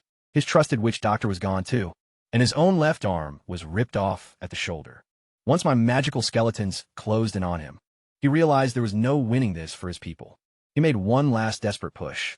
Already ruined, he went down fast under my skeleton strikes. The clan he tried so hard to defend was already finished. His final resistance kind of made me look like the bad guy.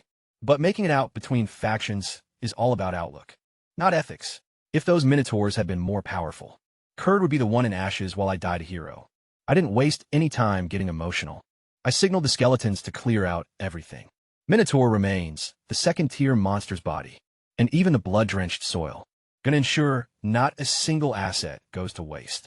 The skeletons dragged all the loot back to Kurd before sunrise. Once we're back at base, I check out the losses. Those Minotaurs are massive and brutal, wielding heavy axes, mallets, and clubs. Even my hardened, resilient skeletons shattered under those brutal strikes. I lost 14 green bones, 27 white ones, and 72 gray ones during the village assault. A dozen green bone assassins fell while running the distraction play. Veteran skeletons right on the edge of the first rank. That was definitely the biggest hit. They went up against the chieftain, the shaman, and several elite Minotaur fighters. If the Bone Spirit Assassin hadn't come up with that smart plan to pit the magical monster against them, the whole assassin squad would have been wiped out. The assassins definitely took the spotlight, so I gave them the second rank beast blood as a reward. Those 2 Bone Spirit Assassins made it to first rank. Mid-tier. 15 Green Bone Assassins tapped into Bone Spirit energy, reaching the first rank level. Just a massive upgrade for the entire squad. The flesh from that. Second rank beast will power up my and Audrey's aura training. Its magic core is a real treasure too, even if I don't quite get the spellcraft to utilize it yet. Much like the Coldhorn Deer core. Currently running my subterranean cold room, and those mosquito cores just gathering dust in the vault. This one can wait around, there's no rush. I can raise skeleton sorcerers and dig into history now, uncovering what I actually came here for. The Ancient Bones. This Minotaur clan had been around for ages, and took great care of their dead. Upwards of 16,000 Minotaur skeletons. Now pack my underground tomb, featuring blue grade remains older than 3 centuries. In purple grade, ones stretching past 500 years. The oldest dated back 756 years. A dark purple skeleton that oozed an intense aura, even through my spiritual sight. Probably the clan's original forefather. That was as far back as their history went. Though none of the bones beat purple grade. Danger neutralised, top tier bones secured. Job's done. The worsening starvation in the Odyssey is none of my business. We've got food as long as nobody messes with curd. I'm not going to go looking for trouble. I just want to focus on raising skeletons. While my workers keep putting together the 9-square grid. Standard Minotaur bones, just like the cat tribe ones, give you unique skeletal variations. Normal Minotaurs yield heavy skeleton warrior pieces. These big guys stand 2.5 meters tall, with incredibly thick bone armor, carrying a bone war hammer as their primary weapon, and twin, mountain-splitting bone axes strapped to their backs. They're insanely powerful. During trials, against basic skeleton warriors of an equal rank, the heavies wrecked them.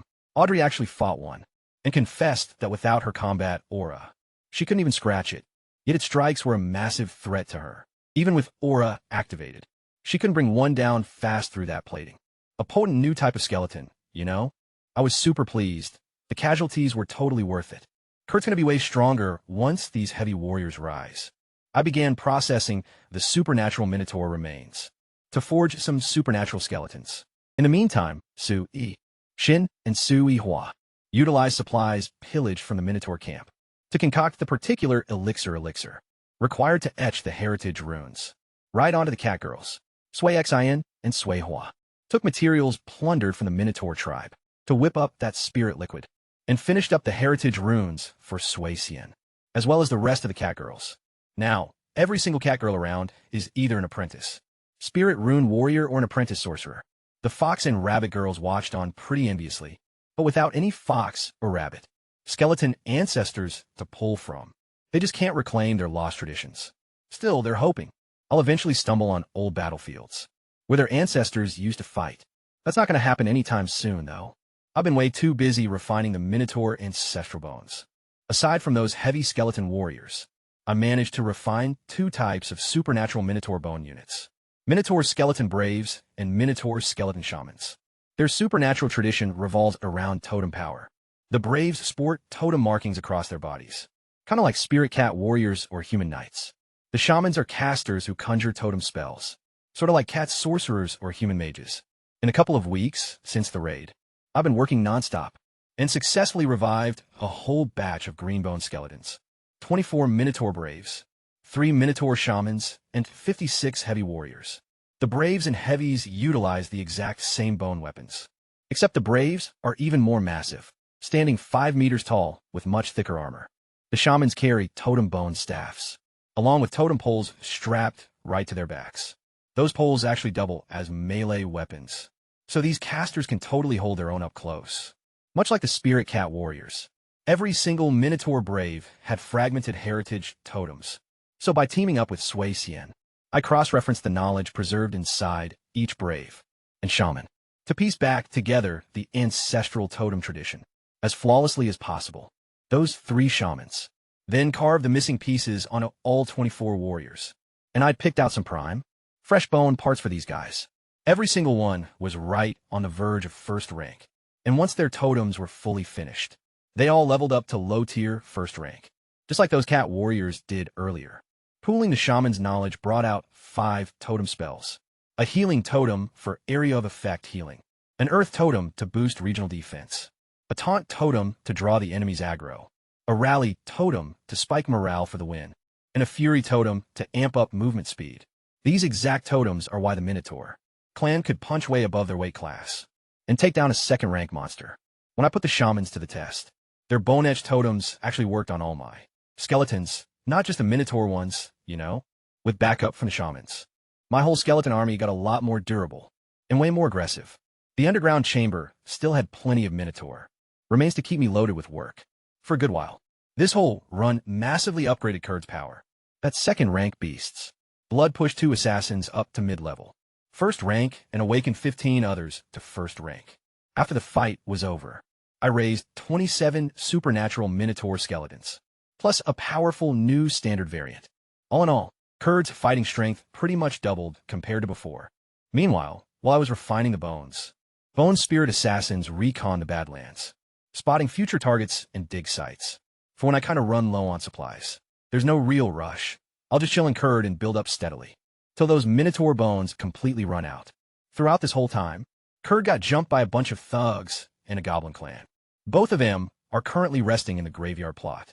Those goblins have been constantly bothering us, So right after wiping out their latest attack party, I deployed undead skeletons to trail them straight back to their woodland den and eliminate them entirely. Honestly, goblins are just pure poverty and malice combined. Their encampments are loaded with literal trash. The only thing they're actually good at is multiplying by abducting women from other communities. Inside their lair, my skeletal units discovered caged clan women and beasts in absolutely horrific shape where they'd kinda end up being devoured by full-grown goblins and their offspring. My skeletons granted those prisoners a swift end, saving them from an infinite nightmare. Goblins don't have cemeteries since they just eat their own dead, so this strike was strictly about getting rid of an annoyance. Kurd just kept gaining power, even as the rest of the Odyssey endured its most brutal stretch. The food shortage had dragged on for 2.5 months. Famished bandits and tribes raided anyone holding provisions. It was definitely the pitch-black hour before the dawn, the absolute bloodiest chapter. Once the animal packs that fled the mosquito swarm finally head back, this famine is going to wrap up. Until that happens, the desperate will resort to anything for a meal, even scavenging dead bodies and stuff like that. Not a single Federation trader dared to return, following the downfall of the Vincent House. Right now, the Odyssey is entirely a gamble, with zero payoff. Still, the starvation only really damages minor and mid-sized bands. The major heavyweights in the Odyssey hold plenty of stockpiles. Those smaller factions are pretty much just weeds by the road. Chop them down, and they just grow back eventually. The Odyssey region isn't complete lawlessness, There are rules here, they're just different ones. The prime example of this is the Pioneer Territory, a colony left behind by waves of ambitious knights who attempted to reclaim the Odyssey for the Givort Federation, but they all failed. Some perished, while others fled back home. But the followers and settlers they left behind became the true origin of the Odyssey's thug gangs. The Pioneer Territory kind of got overrun by massive gangs and self-governing fortress towns. Their chieftains have signed pacts with one another, maintaining a surface-level peace, while constantly plotting stuff behind the scenes. The local gangs there prefer to call themselves mercenary companies. Over the years, the territory has expanded to several times its initial size, making it the largest human stronghold in the Odyssey. Most mercenary commanders and fortress chiefs have ties to Federation nobility. They collect bounties, run slave trades and smuggling operations, and on occasion, serve as hired muscle to handle problematic people, like exiled pioneers. My dear old Uncle Vester had retained one such outfit, the Blood Raven Mercenary Company. Gonna have them arrange a little welcome gift for me at the Pioneer Territory. Too bad I never actually went there. Anyway, a Blood Raven scout reported spotting skeletons out in the Barrens. Their captain could barely recall the assignment, since necromancers are pretty irrelevant in this day and age. His intel officer had to remind him about the Hobart and the bounty on my head, like, oh, that job? We finished that already. We searched all the way out to Winterhold Canyon and turned up nothing, so Medivh was presumed dead. The captain then muttered, well, if he's still breathing now, that's a new hit. Vister wants his nephew taken out. He's offering extra, but Rabbit and Hawk, they wouldn't budge an inch without some serious cash. So Vister had to fork it over. Honestly, whatever necromancer was hanging around, it had absolutely nothing to do with me. Besides, as far as those guys were concerned, they didn't figure a necromancer would have anything that was even worth ripping off anyway. I had no clue that my skeleton hit squads had already been spotted by some concealed scouts, and I was completely oblivious to Vister's little trap, waiting out in the frontier lands. I was just tied up checking on Kurd. After nearly a month of non-stop building, the southeast livestock sector and the south graveyard area were finally walled off. They weren't built up to their full height just yet, but a 7-meter drop was plenty for the time being. All the plant eaters brought in from town were relocated straight to the ranching area to feed out in the open while the burial grounds got some solid, much-needed defense against wild scavengers. As for the graveyard zone, it was being remodeled into something pretty unique. My skeletons were busy digging out a massive subterranean facility, following my exact design layouts. A tiered catacomb meant for storing specially processed corpses, layer by layer. This is going to be my bone hatchery. Think of it like maturing a vintage wine.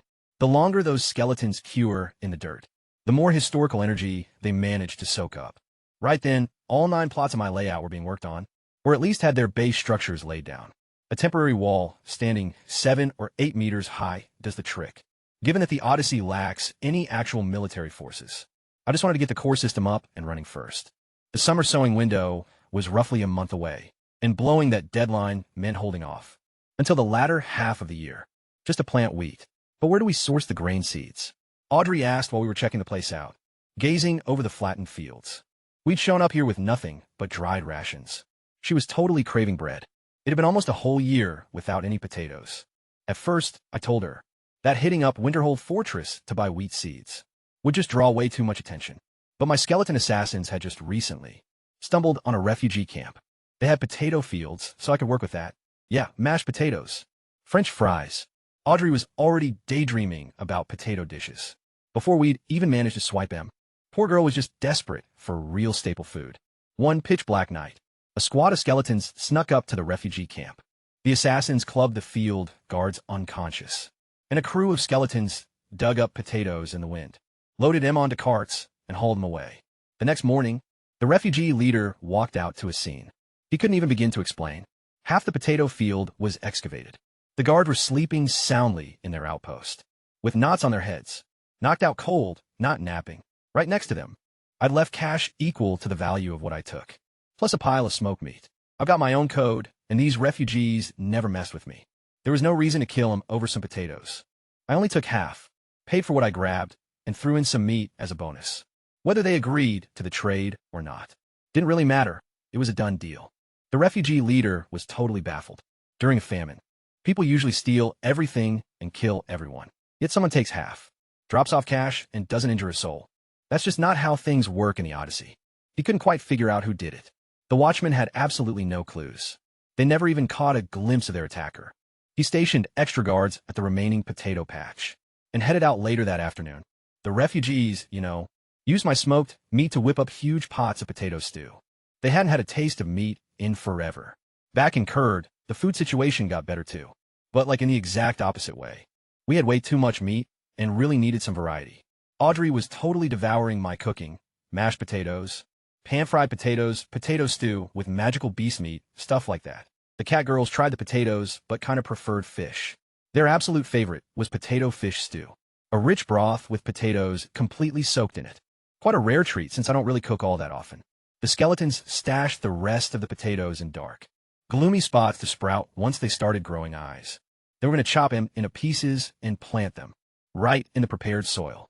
Kurd's agriculture was finally getting off the ground, but farming requires proper water management. The Odyssey's rainy season lasts from mid-June to mid-July, bringing some massive storms. So good drainage systems are pretty critical. When it's not the rainy season, we just irrigate from the nearby reservoir zones. Meanwhile, back over in Laurel City, Vister got word through his contact person. The Blood Raven mercenary crew had caught sight of skeletons out in the wasteland and wanted more cash to hunt me down. They claimed their initial deal was already wrapped up, since they'd searched all the way to Winterhold Canyon and basically declared me dead. So if I was still kicking, that meant a whole new contract. Vister was livid but stuck. The Blood Ravens were out in the Odyssey, way past his reach. He kept paying as long as I was breathing. I kind of posed a threat to the family status that he'd struggled so hard to grab. He'd have taken me out before I even left the Federation, if he had the chance, but murdering a titled pioneer right inside Federation territory would only give his political rivals the ammo they needed to ruin him. The funny thing is, I don't care at all about the Hobart and Count's title. I wanted out of that cage from day one. Vister practically did me a favor by banishing me to the Odyssey. Obviously, I'm not going to thank him. I know he wanted me gone, and that's a debt I won't forget. When the moment comes, he's going to pay in blood. The Blood Raven captain pocketed the cash without a second thought and deployed his top lieutenant, a warrior known as White Raven, to track down and eliminate the necromancer. It didn't matter if it was actually me or not. Whoever that necromancer turned out to be would be labeled as Medivh. Just like how they pronounced me dead before without a body. They just write me off again, using whatever corpse they managed to find. The skeleton hitmen had been spotted, pretty close to Kurd. My 9-square grid was coming together, and now 10 square kilometers of development were clearly visible out on the wasteland. The Blood Ravens tracked down Kurd in no time. No wonder Vister wants his nephew eliminated. White Raven muttered under his breath upon seeing it. A mere necromancy student, who managed to build a settlement this massive in just a year. Give him a bit more time, and he could become a serious threat. But that wasn't going to happen now. White Raven was certain I'd fall to his greatsword, and the Blood Ravens would seize Kurd as a sweet bonus. He was thrilled, never expecting such a massive windfall. The outer perimeter of my 9-square grid still had low walls, some barely a meter high. The Blood Raven mercenaries could spot my skeletons, tending to the potato fields, shaping bricks, and stacking up walls. More than 1,000 skeletons were visible across the area. None of it spooked them. They only saw a gold mine. Time to get rich. Charge. Smash those bones, and take out the necromancer. White Raven roared, leading the rush toward the low-walled sections. Mounted on horseback, the mercenaries laughed as they followed. In their minds, this wasn't 1,000 years ago. Necromancy is bottom-of-the-barrel stuff now. Just a necromancy student. There's no way those skeletons could be tough. Even a bunch of local farmers could probably overrun this place. White Raven is a first-rank, high-level knight, and he brought along several first-rank, mid- and low-level knight captains. They didn't see any way they're going to lose. Lucky kid, your run ends right here. White Raven locked eyes with me as I stood atop Kurd city wall. Vister had passed them my portrait, so he knew for sure I was the target. He made a throat-slitting sign from afar and smirked as he cleared his horse over the low outer perimeter. Same old trick as always. I ordered my farming skeletons back toward the city, watching them scramble through the gates. The mercenaries cracked up with laughter and pursued them on horseback. The chief is going to love this spot. White Raven beamed when he caught sight of the inner keep. He was already plotting to turn Kurd over to the Blood Raven commander to use as a new base. He'd seen the fields, the workshops, and the central hub. This was no ordinary refugee camp. It was a fully independent, fortified stronghold. As a reward for all my grueling effort, he sent me to meet the goddess of light without any pain. They were just daydreaming about moving in. But when the ground started shaking, they spun around.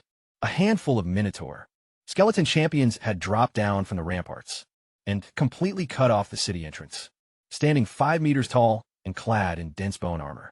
They were wielding massive twin mountain axes. What on earth are those? In their neck of the woods. Skeletons are usually just tiny and fragile, but these monstrosities totally shattered everything. They thought they knew. Don't let their size scare you. They're just paper tigers. One solid hit and they're going to crumble. White Raven barked, desperately trying to keep up morale. Right then, I gave the command. Skeleton archers lined up along the battlement notches and opened fire. A hail of arrows rained down. The mercenary small bucklers stood no chance against such dense volleys, sending fighters down in droves. Even when apprentice knights brought up their shields, those bone projectiles pierced straight through right into their skulls. White Raven's eye winced. Those lethal shots belonged to Bone Spirit Rangers. Elite, first-rank supernatural skeletons, whose bone spirit-infused arrows make a total joke out of wooden shields. On me, charge! White Raven shrieked, well aware that his standard grunts and apprentice knights would just get wiped out by the barrage. He gathered the knight captains to storm the walls and take out the archers, but a sudden gale blasted into him. He managed to parry with his greatsword. It still got knocked back a few steps. A fresh chip was left in his blade, while the giant Minotaur skeleton warrior ahead of him hadn't budged an inch. An elite, first-rank, high-tier knight, completely shoved back by a first-rank. Even the basic skeletons were seriously tough. Then, even more magical undead closed in. Skeleton knights and skeletal spirit warriors, plus spectral cat fighters up on the walls. Bone Spirit Rangers just kept picking guys off, while agile Bone Spirit assassins and ghostly cat warriors butchered regular mercenaries out in the streets. Damn it, we got set up. White Raven was sure Vester had double-crossed them. An army of magical skeletons like this couldn't just belong to some student necromancer. No wonder Vester paid up so fast. It was a total trap. Split up and run. Knowing he couldn't win or protect his crew, he ordered the knight captains to scatter. Save whoever you can. White Raven spun around a bolt, but a gray totem carved of bone slammed down right above him, forcing his focus onto it against his will. He turned back and lashed out at the totem. The skeletal minotaur. Shaman's taunt totem completely hijacked his mind. Then, the remaining totems dropped one after the other. A green healing totem, a brown earth totem, a red rally totem, and a blue wind fury totem, buffing every single skeleton around him. Every single time he tried to back off, another taunt totem dragged him right back. If he broke one, a shaman just dropped another. He was locked into a fight to the death. He held the higher level, but the thick armor of the Minotaur Braves soaked up every bit of damage he dealt. With all those shaman buffs stacking up, any wounds he managed to inflict got mended instantly by the healing totem. He struggled harder and harder, growing increasingly furious and terrified. I won't let it end like this. White Raven's eyes went dark, and he blacked out, still whispering defiantly. A top-tier, first-rank knight taken down by skeletons. Medivh, your skeletons are seriously incredible. Audrey cheered from the wall right next to me. She spars with the Minotaur Braves all the time, so she knows exactly how tough they are. Honestly, White Raven was no joke. He'd taken out more supernatural warriors than he could count on both hands, but he just ran into a whole different beast. Nice match, I murmured, highly satisfied. The Minotaur Braves and Shamans totally stole the show. One absorbs damage and hits like a truck, while the other taunts and buffs. They completely shut White Raven down. The bulkier your front line is, the more lethal this dynamic duo gets. By the end, the Shamans even figured out how to drop taunt totems right on top of the Braves, making it impossible to slip away, as long as that Brave kept standing. Granted, taunting is just a form of mind control. Anyone with enough mental fortitude or some anti-crowd control gear could snap out of it. Still, those basic mercenaries and trainee knights couldn't even leave a scratch on my skeletons. As for the actual knight-level threats, my elite supernatural skeletons handled them. The Kurds took absolutely zero casualties. I gestured for the skeletons to clear the field and surveyed my territory from the rampart. Over the last month and a half, I hadn't just been focusing on Minotaur remains. Worried that building stuff was going too slow, I dug up a few more ruined housing districts to mass-produce standard skeletons. We're talking 423 gray, 326 white, and 154 green grades, which includes 36 veteran heavy troopers. Plus, the Great Horn Bulls gave blood donations twice, advancing 3 Minotaurs, Shamans, and a Ranger up to Tier 1. Plus a Greenbone Warrior woke up naturally too. Total supernatural forces are at 82 now, including a couple at Tier 1 mid-level, and 80 more at Tier 1 low-level. I was getting pretty close to hitting Tier 1. As a high-level knight myself, Audrey had already made it to Tier 1 mid-level. Magical Beast meat works wonders for fueling combat aura growth. The standard skeletons reached almost 27, and construction on the 9-square grid was really picking up. But I wasn't celebrating since White Raven knew my exact name. This wasn't just some random thug's assault. Somebody sent him out here just for me. I had to figure there'd be more enemies coming after him, and likely tougher ones too. So to guarantee they'd rest easy in my underground crypt, I pulled double shifts refining Minotaur Braves and Shamans. The Minotaur ancestral remains from 250 to 300 years back were the most abundant, serving as quiet testaments to the brutal Odyssey War era, when the tribes lost countless soldiers and supernatural combatants. After a solid week of non-stop grinding, I managed to raise 12 more Minotaur skeleton Braves and 2 Shamans from ancient green bones. Bringing back supernatural skeletons was getting way easier. Clear proof that my mental fortitude was expanding. Every single resurrection serves as spiritual conditioning, and older bones yield much better results. Each skeleton holds remnants of its previous existence's wisdom.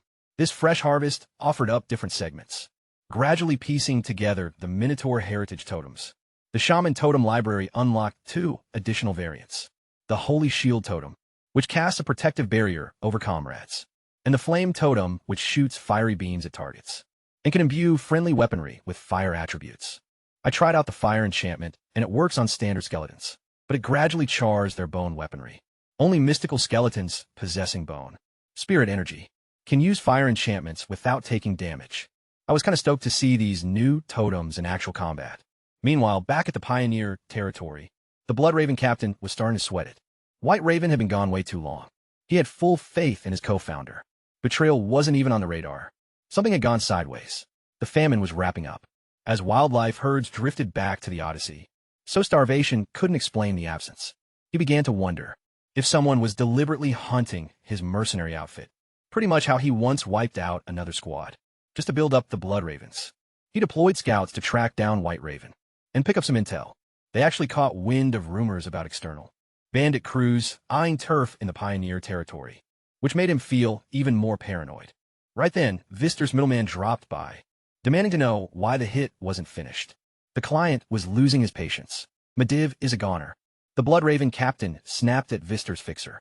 He was annoyed. He had much bigger fish to fry, like someone potentially targeting his own crew. Where's the corpse? The middleman pushed. This time, Vester wanted solid proof. I said he's dead. End of story. The sheer malice in the captain's glare sent a cold shiver straight down the middleman's spine, remembering exactly who he was dealing with. He quickly congratulated the captain on a job well done, and beat it on his way out. The intermediary brushed past a woman clad in skimpy black attire.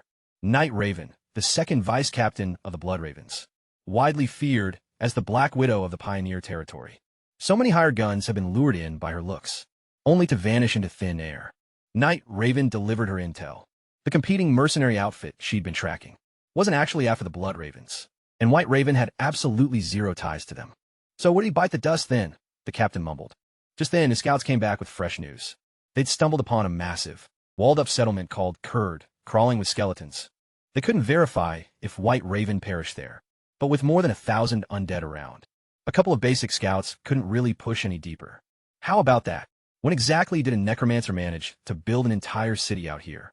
The captain and Night Raven were both totally caught off guard. Next to Kurd, their own headquarters looked like a pile of ruins. So White Raven got taken down by some skeletons? The captain found the whole notion pretty hilarious. Just like everyone else, he viewed necromancy as the absolute weakest class out there. Honestly, 99.9% of folks would say the same. The most popular recent tale about a necromancer involved a student who wound up captured by goblins and eventually got knocked up with goblin babies. Necromancers had basically become a total laughingstock. Even so, White Raven went hunting for one and completely vanished. Yet this necromancer guy is still standing. Kurd was definitely mixed up in this. I'm going to handle this necromancer myself. He wasn't going to take lightly. Someone who constructed a fortified stronghold and made it through a famine. But as for losing, that wasn't even a remote possibility to him. He's a second-rank, low-level knight, ranking among the absolute elite warriors in the entire Odyssey. Come the following morning, the Blood Raven commander set out from the frontier territory. He mobilized his entire army, leaving almost no one behind, because as long as their primary force was intact, no one would ever dare mess with their base. A displaced group of mercenaries with zero rules and nothing to lose would turn into everyone's absolute nightmare. Other factions in the Pioneer territory spotted the movement and deployed their own scouts. The captain ordered Night Raven to shake off the tails. He was dead set on claiming Kurd as a new base and wanted no rivals in the way. The Blood Ravens didn't march straight to Kurd, though. They spent days taking detours through the wastelands just to ensure nobody was tracking them. All that paranoia bought me an extra week. I had no clue this was all going down, but I kept prepping for the worst anyway. During that week, I managed to reanimate 8 more Greenbone Minotaur Braves, along with a shaman and 32 heavy skeleton warriors. The elite Minotaur remains, ranging from 250 to 300 years old, were totally spent. And since the Odyssey War had ended, very few elite Minotaurs perished during the peaceful era, leaving a real shortage of bones from the 100 to 250-year range. The 8 fresh Braves reached the first rank once they were imprinted with the completed ancestral totems. I harvested blood from the Great Horn Bulls, ahead of schedule, to push the 3 new shamans up to first rank as well. With an unidentified threat potentially heading my way, I couldn't just sit around playing it slow. By the time the Blood Ravens finally closed in on Kurd, I'd amassed 105 first-rank supernatural skeletons. A second-rank knight taking on my undead legion. Let's see who comes out on top. What a citadel, the captain muttered, gazing at Kurd. It was way more impressive than his scouts let on. Well, I've been constructing stuff nonstop, expanding the workshop area in the western reservoir zone. Now featured 8-meter walls. The downtown area and the eastern reservoir had 16-meter barriers, while livestock and cemetery areas stood at 10 meters. The workshop and western reservoir were capped at 8. Only the trio of agricultural zones still had those 1-meter stubs, quite intentionally, since livestock is pretty much my primary food supply now. All the crucial stuff is secured behind massive fortifications. Just like before, when those blood ravens showed up, my farming skeletons retreated back into the city. Except this time, the enemy didn't pursue them. The blood raven commander just watched them fall back without budging. He wasn't going to just charge in blindly. To his mind, whoever engineered this place had to be a legitimate mage, not some novice. He didn't care about Vester's contract anymore. He wanted Kurt for himself. His scouts reconned the area and discovered that most sectors were heavily walled off. Launching a direct assault on the central city meant getting flanked from multiple angles. So the commander picked the workshop sector. Its walls were only 8 meters high, and it could be hit from 3 different sides. He checked it out by tossing agile scouts into the air to glance over the barricades. The western reservoir was just a maze of pawns, with skeletons defending the walkways connecting them. Way too chaotic. He didn't want skeletons flanking him from behind while storming the city. I observed the whole thing from the elevated ramparts within Kurt. My skeletons utilized shorter internal pathways, allowing them to reposition way quicker than forces. Marching around the perimeter, I instantly deployed heavy reinforcements to the workshop sector. The Blood Ravens set up siege ladders and launched an assault from 3 sides. My skeleton archers claimed the high ground and started raining down arrows. One mercenary after another ended up dropping, and though their archers tried firing back, the arrows just bounced right off bone. My shooters completely ignored them and picked off the exposed bowmen instead. "Captain, we can't scale this. Too many skeleton archers." The mercenaries reported over 100 casualties in no time, and that initial excitement quickly faded into pure fear. Apprentice knights couldn't even make it up the walls. Knight-level captains tried leading the charges, but they got pushed right back. One guy nearly died from a Bone Spirit Ranger's sniper shot. "Fine, I'm going to handle this myself." The captain growled. Knight Raven had vanished somewhere, which was typical of her, and his own captains were totally useless against my rangers. Still, he wasn't about to retreat. He's a second-rank knight, you know, fleeing from first-rank skeletons. He could already picture the other pioneer, territory leaders mocking him ruthlessly. He bolted up a siege ladder like it was flat ground, swatting away arrows with his Orion fuse blade, and leaped onto the wall with a heavy overhead strike, targeted at a Bone Spirit Ranger. Mid-leap, his mind suddenly buzzed. His eyes went blood red, and he pivoted toward a Minotaur skeleton brave, stationed inside the wall, one carrying a glowing taunt totem on its back. Completely against his will, he pursued it with murderous fury. Following my orders, the brave didn't even bother to block. It just jumped right off the wall. Damn my magic! The captain managed to snap out of the taunt, but by then, he'd already followed the brave over the edge. He landed squarely inside my kill zone. He was completely cut off by 36 Minotaur skeleton braves. The entire ground was packed with totems, providing healing earth, holy shields, and stuff like that. "You really think this is going to kill me?" He scoffed with pure contempt. He had to admit the necromancer's tactics were kind of clever, isolating him out of nowhere. But a few dozen first-rank, low-level skeletons taking down a second-rank knight? No way. Raw, absolute power always crushes strategy. But right then, his expression completely changed. His maximum power, or a charge strike, slammed into a skeleton brave, yet only left a tiny scratch on its bone, with its defense buffed by earth and holy shield totems. That blow didn't even count as a minor injury. And under the green glow of the healing totem, even that little scratch was already fading away. When the braves swung back with their heavy mountain axes and war hammers, the massive impact left his wrists totally numb. Insane offense, high defense, and constant self-healing. These definitely weren't just standard first-rank skeletons. His sense of superiority completely vanished. For the very first time, he felt death creeping up on him. All he wanted to do now was get out of there. He desperately wanted to run, but there was nowhere to go. Every single time he tried to break away, a taunt totem would lock onto a skeleton brave and pull him right back. Every time he shattered one, the next was already lined up, with 6 skeleton shamans rotating continuously. The Blood Raven captain never got a single chance to back off. His mercenaries managed to scale the walls, but it didn't change a thing. Heavy skeleton knights, deadly bone spirit assassins, and spirit cat warriors directly confronted them on the ramparts. His men dropped one by one, completely unable to reach him. The final result was inevitable. He was going to get worn down by the braves and shamans, as his hired guns got completely wiped out by my magical skeleton army. The flame skeleton mage, standing right by me, released a pulse of spiritual energy.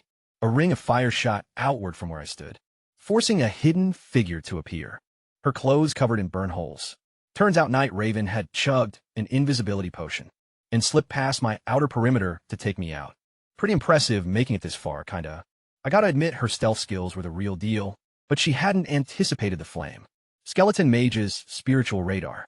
Backed into a corner, she showed some real guts, charging straight through the flames and lunging right at me with her daggers. The instant our weapons clashed, she knew the truth. I've already reached first rank high-level knight status, while she's purely an assassin-type fighter, way weaker in raw strength than an earth knight like me. Flame grip. As our auras collided, she froze up, and the skeleton mage's bone grimoire glowed, as a hand of pure fire clamped down on her. Audrey struck at the exact same time with a fiery Kumbeskid. See, an assassin relies entirely on the initial strike.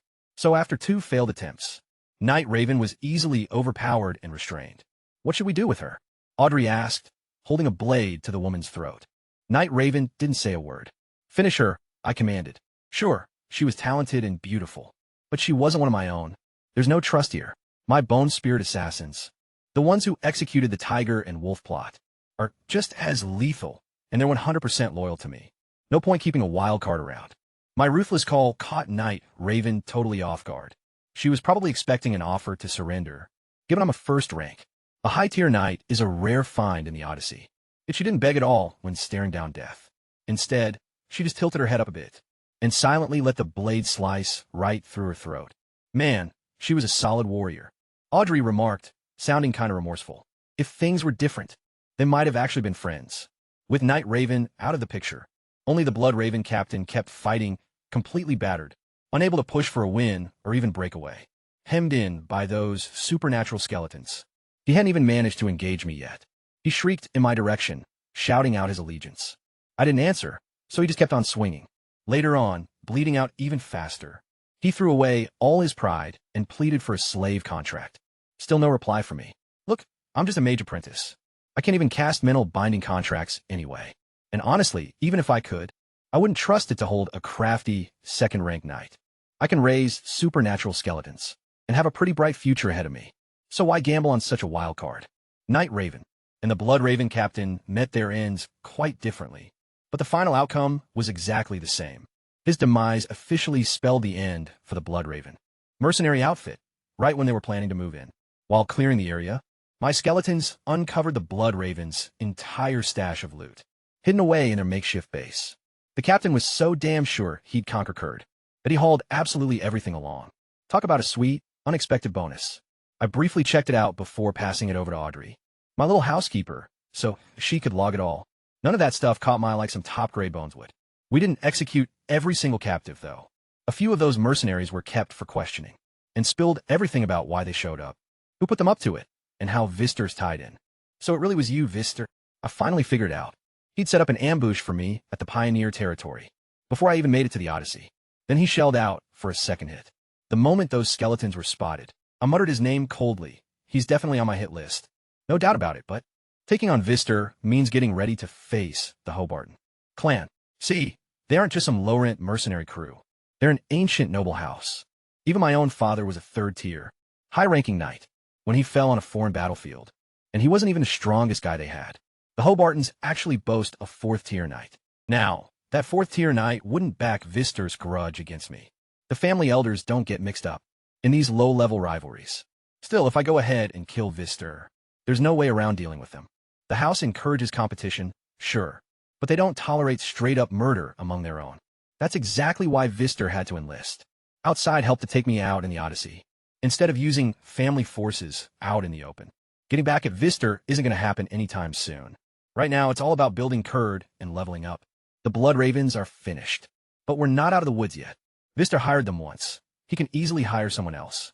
Until I'm fully prepared to take on the Hobartons head-on. All I can do is handle whatever stuff he throws my way. At least it's going to cost him a fortune each time.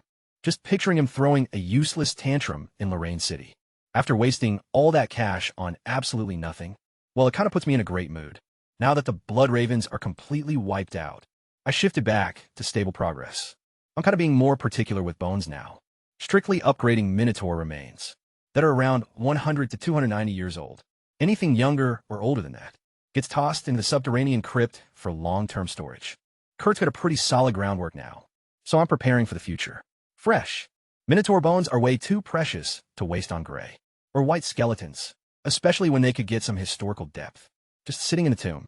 My ultimate plan for the undead army is green bone as the baseline for battle, leaving gray and white bones to take care of supplies and building stuff.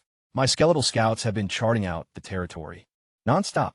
Their handcrafted maps are littered with red markers, each pointing out an old settlement site to excavate. I put together a skilled excavation team that heads out nightly to unearth skeletal remains and haul them back. The workflow never stops. My goal is to keep pushing our borders outward, sector by sector, until we eventually consume the whole Odyssey. Medivh wheat seeds. Audrey came rushing over with a sack. While I was up in the spire, she managed to find high-grade wheat seeds, tucked away in the Blood Raven spoils. The commander had purchased them before raiding, intending to force captives to farm curd once he captured it. He was looking to change from a roaming mercenary into an actual regional ruler. He brought along his entire wealth, simply because he was going to do whatever it took to find a home. Honestly, who wouldn't want protective walls? Instead of sleeping out in the storm? Talk about a windfall. I've been stressing over where to track down wheat seeds, and those blood ravens just brought them straight to me. I put skeleton farmers right to work preparing 2 fresh agricultural plots east of our current grid, marking the start of Kurd's second 9-square district. Since the 3 active fields were already full of growing potatoes, these new spots were placed right by the handy eastern reservoir to make watering easy. Our seeds could only cover 2 plots anyway, so I didn't want to waste labor, clearing out more land than we could actually plant. Meanwhile, back in Lorland City, Vister got word that the Blood Ravens were claiming I was dead. Once again, he demanded a corpse, especially since he'd paid extra for proof this time. But the broker reported that the Blood Ravens refused to offer any verification. Vister slammed his desk in a rage. He'd been jerked around twice now, so he threatened the broker's agency outright. Bring back real proof or face the music. So, the broker reluctantly headed out to track down the Blood Raven captain. Turns out, the captain wasn't at the Pioneer outpost, and the camp was pretty much deserted. After asking around, the broker discovered that the entire Blood Raven crew had marched out into the wilds weeks ago and just never came back. Other factions were already eyeing their land, and if the captain didn't show up fast, the Blood Raven's property was going to get swallowed whole. Following a 2-week wait with 0 sign of life, not the captain, not Night Raven, nor any other officer, it became obvious. The Blood Raven mercenary outfit had been completely wiped out, somewhere out in the wastes. The broker delivered these updates to his higher-ups, who quickly passed the news along to Vister. They just vanished. Vister's expression went dark. All he wanted was a simple hit job, but first he got ripped off repeatedly. And now those hitmen had totally vanished into thin air. Pretty much every other hit his family put out had gone off without a hitch. Why was this specific one proving so impossible? The Blood Ravens left nothing but worthless, low-level grunts. Back at their base, they had absolutely no clue where their leader went, or anything about Vister's contract. Literally no one out in the frontier lands could squeeze any useful info out of them. Honestly, even most of the mercs who rode out didn't know the target, just said it was some massive job. My skeletons pull the night shift and keep a low profile during the day. Kurd is out in the middle of nowhere, and my killers constantly eliminate anyone who wanders too close. Ever since that Blood Raven mess, I've actually widened the Assassin's patrol route. Time's on my side here. The longer Kurd stays hidden, the better.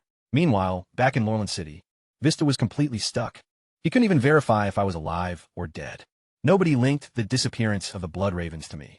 To them, a mere necromancy apprentice could never take down a second-rank knight. They just figured. The Blood Ravens blundered into some hidden dungeon and got wiped out. The broker agency just sent a couple of cheap scouts into the Odyssey to look for me, kind of like a token gesture for Vister. They were going to waste real cash on this. They were legally covered, anyway, so they didn't care about Vester's empty threats. Vester couldn't afford to bring in another major mercenary outfit for a wide-open manhunt. Deploying his own inner circle would just spark suspicion among his family rivals. Besides, the Odyssey is way too huge for just a handful of agents to track anyone down. The case went completely cold unless some fresh leads popped up. There was pretty much nothing he could do. Around a month and a half after the Blood Ravens were wiped out, I went out to check on my lands. The 3 agricultural sectors in the initial 9-square grid were now secured by 8-meter walls shielding thriving potato crops. Just east of that first grid, I'd kicked off development on the second 9-square sector, having 5 zones fully set up already. Specifically 2 farming sectors in a downtown area, along with a water reservoir and a manufacturing hub, all of them enclosed by 5-meter walls. The wheat crops looked incredibly green and healthy. Both manufacturing hubs were absolutely packed with brick plants, churning out massive batches day in and day out. Throughout this 6-week stretch, I managed to refine 625 gray, 424 white, and 216 green bone skeletons, which included 56 heavy combatants. The great horn bulls were taking a break since I'd harvested their blood, way ahead of schedule, so no fresh rank-ups came from them. 1 green warrior and a single heavy warrior managed to spark their bone spiritual energy completely on their own. Plus Swashin leveled up to the primary tier, becoming a spirit rune warrior 1. A 9-square grid spans across 10 square kilometers, so things are only going to get more noticeable from here. I've got to secure absolute dominance before that takes place, just to make sure I can crush anyone who shows up. I put up a massive spire inside my main stronghold, mostly because I've always wanted an actual wizard tower, you know.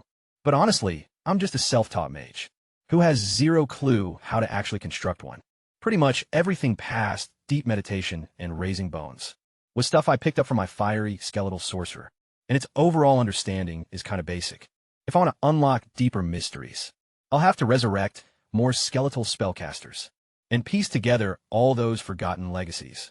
Exactly like I did with the feline clan and the Minotaur lore. Each resurrection makes my soul stronger. I can literally feel myself getting closer to leveling up.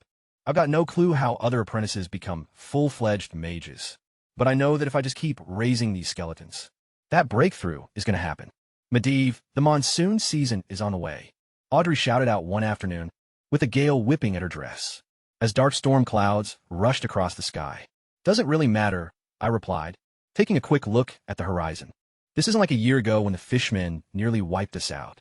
Now I'm living behind massive fortifications, backed by a whole legion of battle-hardened troops. Let them bring as many fishmen as they want.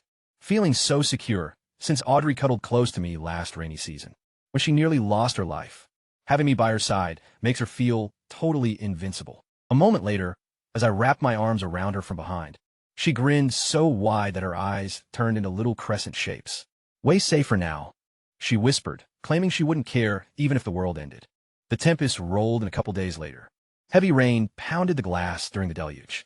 Bandits hunkered down in their hideouts, while the fishmen swarmed out of rivers and lakes to pillage, just about everywhere. Yet the downpour didn't delay Kurd's building progress at all. We put up storm awnings along the ramparts, and throughout the city streets. The skeletons just kept on laying bricks right through the gale. Whenever fishmen strayed too close to Kurd, archers on the walls picked them off. The scent of blood drifted through the heavy fog, drawing even more of them.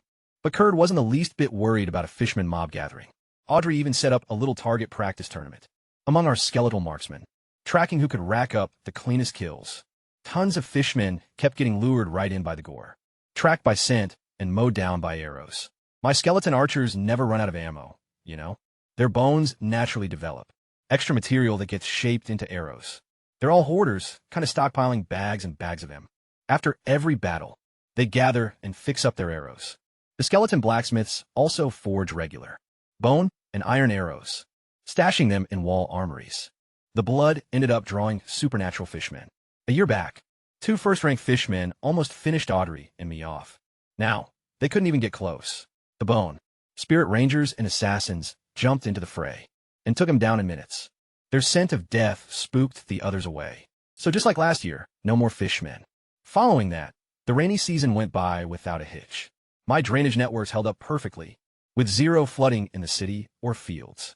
The storage reservoirs topped off, all set for future dry spells.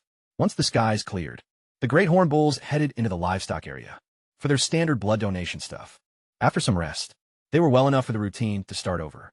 2 more skeleton rangers are going to awaken bone, spirit energy from that blood. I'm focusing on ranged troops right now, since I've got plenty of close combat magical skeletons. Throughout the rainy month, walls kept going up all over. A few sectors managed to reach 16 meters. In the second 9-square district, 5 sectors grew from 5 meters to 8.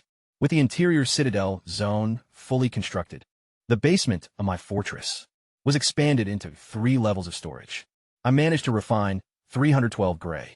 There are 208 white and 136 green bone skeleton farmers, plus some warriors and hunters, along with cooks and butchers, as well as blacksmiths, tanners, and other craftsmen. Then, late one afternoon, just as I was catching some sun out on the terrace, a spirit cat skeleton sorcerer came by to give me an update. The supernatural skeletons are actually smart enough to talk by using their mental strength to vibrate the air. Thanks to Suishin's guidance, all the cat's sorcerers and minotaur shamans have fully picked up the human tongue. Lord Mediv, a flash flood just ripped the ground wide open, and we stumbled upon what looks like an old battlefield. While out on patrol, hearing the words ancient battlefield got me right on my feet. I immediately jumped up and ordered it to show me the way. After riding out there, I came across a whole stretch of flood-ruined wasteland that was completely littered with stray bones.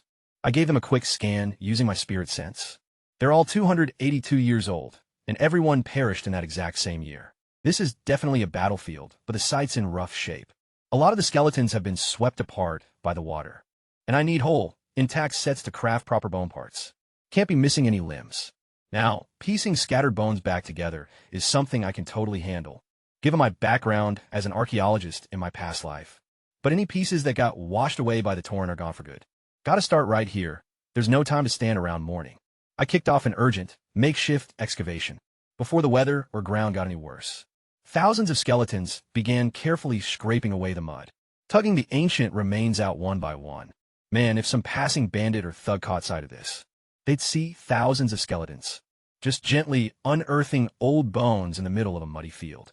They believe it was just a nightmare. Quite a discovery as we kept digging down. I salvaged dozens of paranormal remains from both humankind and different races. Mostly human and ORC, pretty clearly. The Giveward Federation troops had fought the Orc Kingdom right here. I pitched a campsite tent and began processing paranormal bones on site. Human skeletons yielded knight and mage bone pieces. Orc skeletons yielded berserker and prophet bone pieces. My psychic power had been stuck right at the breakthrough point. For a bit, I needed one huge wave of time, feedback to actually spark the evolution. Reanimating a fresh type of skeleton is always the toughest, and spellcasters are kinda harder than fighter types. I just felt like raising an ORC. Prophet skeleton gonna be my breakthrough moment.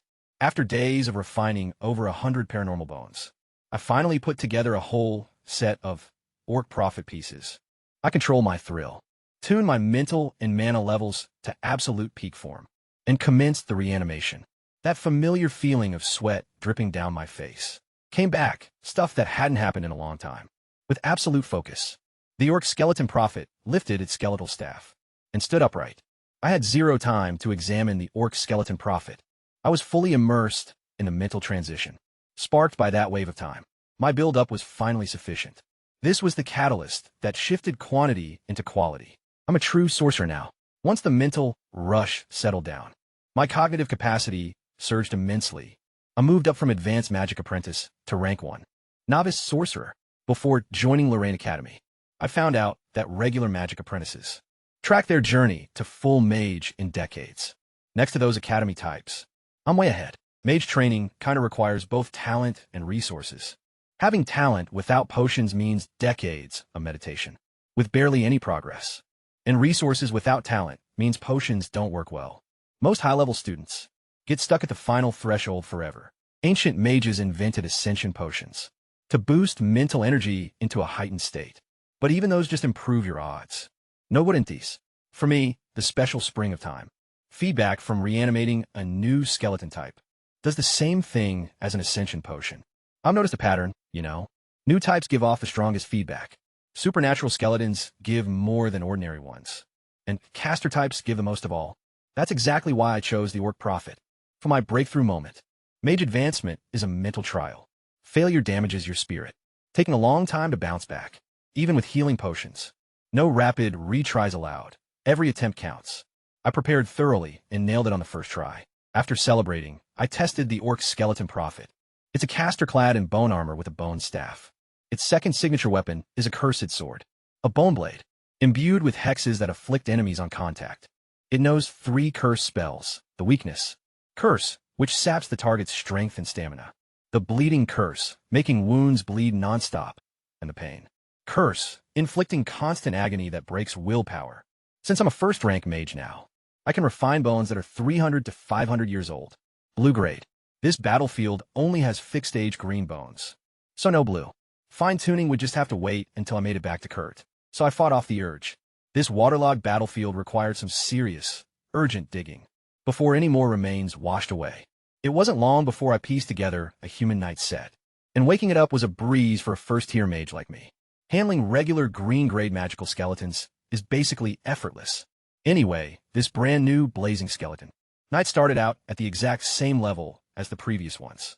A senior apprentice just a single step away from rank 1.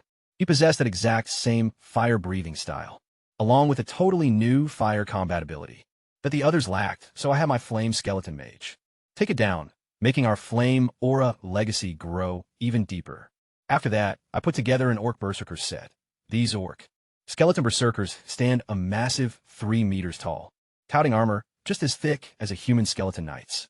Its weapons of choice are dual hand axes, complemented by a belt loaded with throwing axes. There's no fancy style here, they just hack away. Hacking harder and hacking way faster. Their special magical trait is a blood rage frenzy. The longer they scrap, the quicker they swing. And the more lives they take, the heavier they strike. Once that frenzy builds up high enough, they siphon the enemy's blood to fashion a violet shield of gore right around their body, which absorbs incoming strikes and mends damaged bones. Living orcs usually waste their own vitality to feed that madness. But my skeleton berserkers burn through bone, soul energy instead, and once that bloody barrier is up, it feeds on the foe's lifeblood, meaning as long as the shield stands. The berserker never runs low on gas. Reanimating that first orc, berserker triggered a massive surge of temporal feedback, completely restoring all my drained stamina and mana, while pushing the absolute limits of my mental capacity way higher. The harder I pushed, the more pumped up I became. So I just kept on crafting and resurrecting without a pause, starting with a second skeleton mage.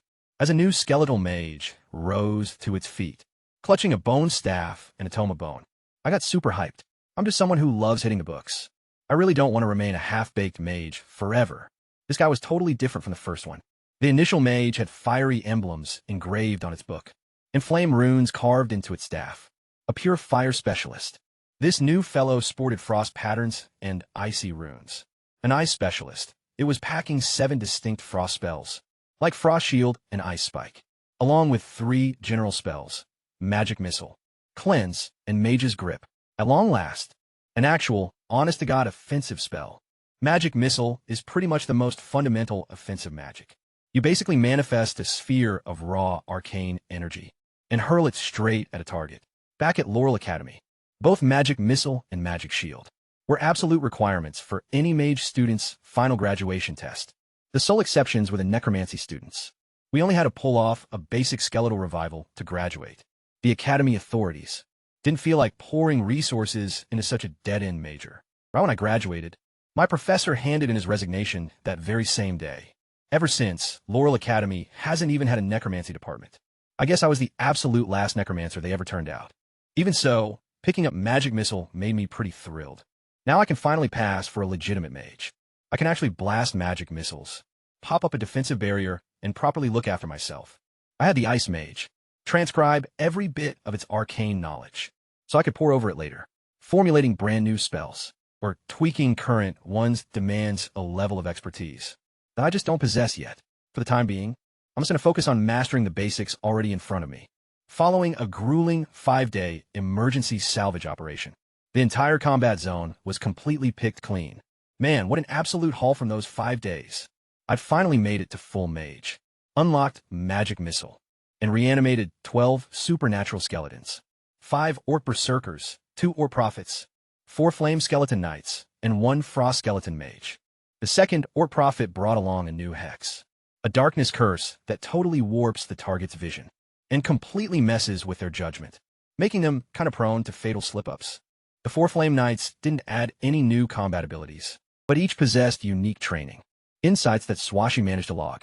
She's pretty much become my secretary, managing all the paperwork through her heart voice talent. There were still leftover supernatural pieces, and unrefined bones sitting on the cards, plus a massive pile of regular bones. Kurt was going to hook me up with a lot more. High-age green bone skeletons soon, and since I just unlocked blue bone refinement, a total gold mine was waiting down in my vault. Madiv, you're finally home. Audrey caught sight of the caravan from the walls and came galloping out to greet me. We headed back together, just chatting and laughing. Audrey turned around. I was in way too good a mood to hold back. I cast cleanse on the two of us and brought a few of her fantasies to life. Following an amazing night's rest, I headed down to the underground vault the next morning to begin refining the blue bones. At least 300 years old, but still not quite strong enough. I muttered.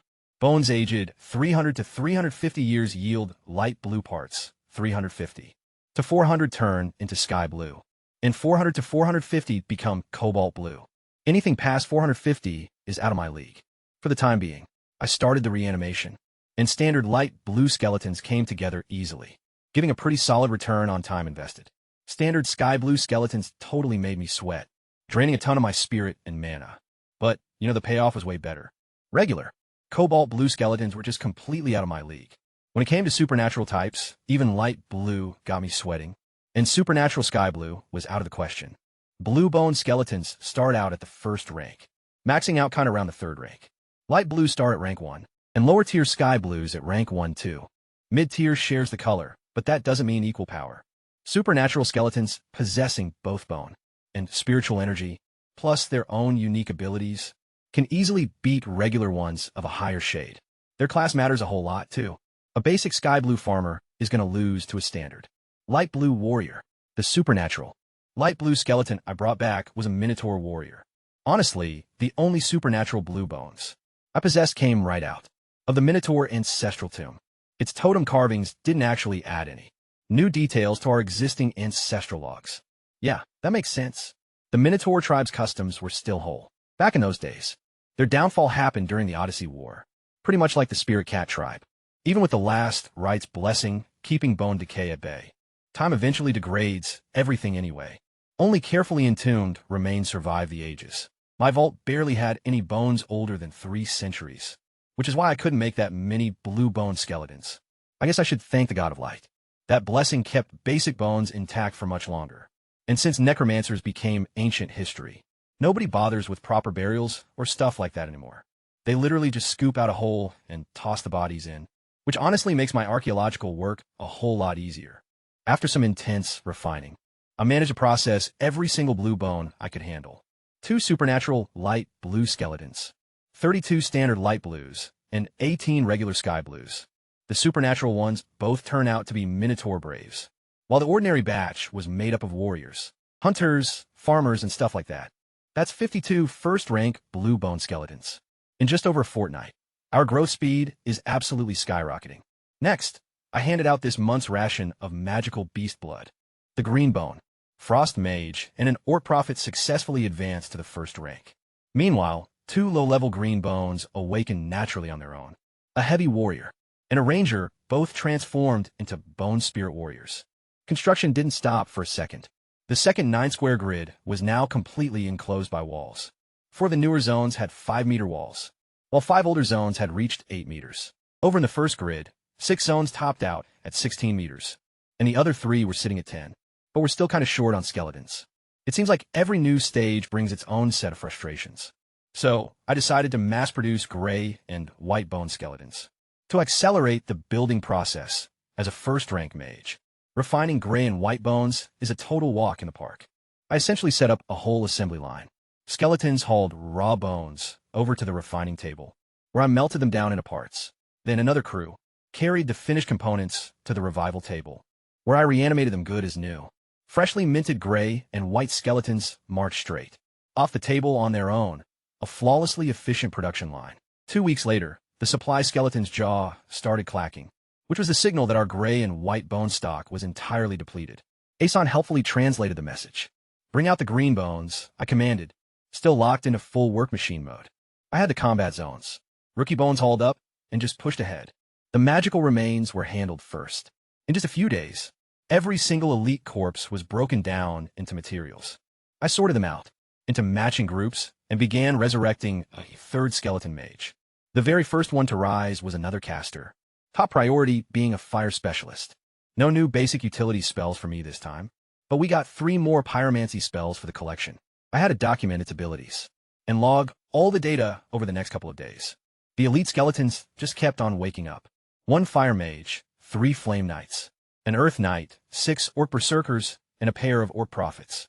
The fire knights didn't bring any fresh abilities, but the earth knight passed down 2 new terrestrial martial arts. The prophets provided a brand new hex, a sleep hex, low willpower. Targets pass straight out right away, while average resistance targets just get sleepy and dazed. Once the magical bones were done, I moved right along to the regular human infantry and orc grunt remains. Orc warrior skeletons actually yield a different variant. Axe and shield skeleton soldiers, unlike the sword and board type you get from human remains. I also raised some skeleton snipers from actual longbowmen, which are pretty different from skeleton rangers. The snipers act as stationary heavy hitters, whereas rangers work as mobile flankers. Both can handle melee combat, though, making it tough for enemies to rush my back row. Finally time for a break after a whole month of constant crafting. I took a stretch and gave the worker skeletons the sign to hold off. Aside from the high-tier skeletons, I'd managed to create 1,625 basic ones, 736 white, and 324 green skeletal remains. The storage room was pretty much wiped out. I'm kind of taking it easy now with my research, just chilling out and refining stuff casually until the bone supply builds back up. Mediv, here's the fresh beast blood. Audrey was ordering the skeletons around, as they lugged the containers of blood when I got back to the tower hall, merged with preceding block to maintain structural integrity. The great horn bulls hand over their rent on the 9th of every month, then happily head home dragging a cart of top-tier grass. They love life here in Kurd, being well-fed and safe from predators, and all they got to give up is a tiny bit of blood, which doesn't hurt their health at all. They bled way more when they lived out in the wild, so they genuinely don't mind it. I handed this month's blood over to the 3rd skeletal, mage, and an orc prophet, since my priorities are always clear. Caster skeletons get upgraded first, followed by the other magical skeletons, leaving the basic skeletons for last. While I was managing the assembly line, thousands of cursed skeletons kept right on building. The first 9-square grid reached its goal, with all 9 sectors sporting 16-meter walls. The second grid hit the 8-meter mark across all sectors. Just west of that first grid, a third 9-square setup was coming together, with walls measuring 1 to 3 meters high. Farming expanded on a massive scale, past the existing fields and livestock sectors. I laid out extra zones right inside the 3 grids, running along their northern and southern edges. Kurd now boasts 18 farming sectors and 6 livestock zones, with each spanning a square kilometer. Cast your mind back to March. We put potatoes in the first grid's 3 farming sectors, and by July, we reaped a massive harvest. A portion went into food storage, while the prime cuts were kept for seed, and the remainder was fed to the livestock. 6 sectors were already producing, and fields for a second batch of potatoes were being tilled. The couple of wheat sectors in the second grid were turning gold, just about ready to be reaped. Once we gather that wheat, 8 specified zones are all going to switch to wheat. See, planting on the Odyssey involves no harsh winters, so crops can yield up to 3 harvests a year. With the right scheduling, my plan is to rotate potatoes and wheat on the same plots, to boost soil nutrients and keep pests down. Composting was already well underway, to keep yields up without having to leave fields unplanted. Mediv, sample some of my honey bread. Around mid-September, right after the skeleton farmers reaped the wheat, and the logistics skeletons milled it into flour, Audrey baked some honey bread, a treat she'd been dying for over a year. It was crusty, fluffy, and delicious. I was honestly caught off guard. Turns out Audrey's cooking isn't completely hopeless, you know? She just had to discover her true niche, baking.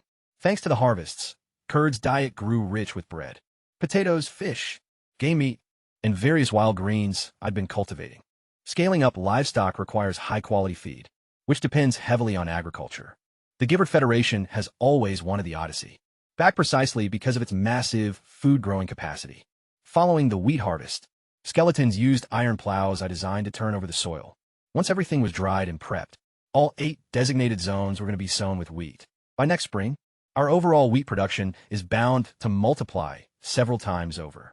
Around late September, during one evening, a crew of slave hunters passing through the region caught sight of Kurd from afar. A solitary 9-square grid spans 10 square kilometers. making it kind of hard to miss on the open plains. Their second-in-command proposed raiding right through the third. Grid's low walls, but their boss, a slave trader, just shook his head. They'd already bagged a fortune in high-value tribal captives. On this run, why gamble on attacking an obviously heavily fortified town when they were already holding onto a massive jackpot? So they set up camp away from Kurd, thinking they were safe. By Lord Mediva's orders, leave nobody alive, Suishan declared, stepping out of the citadel to pass down my instructions. Alongside the skeletal casters, anyone who gets close to Kurd is going to be wiped out. I need more time to build up, and survivors would just blow my cover. Suishan and Suixiong tagged along with the Undead Legion. As they marched out, they'd actually been dragged to this area by slave catchers themselves, so they want to check if any of the trapped captives were their own people. Under the cover of night, the skeletons stealthily approached the encampment. The bone-speared assassins quietly slit the throats of all the perimeter guards, and then they pushed deeper inside, slaughtering the sleeping hunters right in their tents. Blood, we're under attack. The second-in-command, who was meditating in his quarters, caught a whiff of the scent and rushed out screaming. With the element of surprise gone, skeletal archers instantly let fly at the panicked mercenaries, stumbling out of their shelters. What's going on? The slave merchant dashed outside, witnessing the horror with his own eyes. Skeletons completely wrecking his camp. He was totally paralyzed. Necromancers are supposed to be practically extinct. I'd only ever read about skeleton armies of this scale in history books. In this day and age, who gave these bones the nerve to strike, Captain? These skeletons aren't your average undead. The slave catchers figured. They were just dealing with typical, worthless zombies and stuff. Just wait for the shock to wear off, then smash them. But after trading blows for a few minutes, their expressions turned dead serious. Every single skeleton struck like a novice knight, their iron-hard bones slicing through battle. Hardened veterans like pigs. A first-rank knight rushed in to hold the line, only to get hacked to bits by enchanted skeletons. In the blink of an eye, can you kill them all?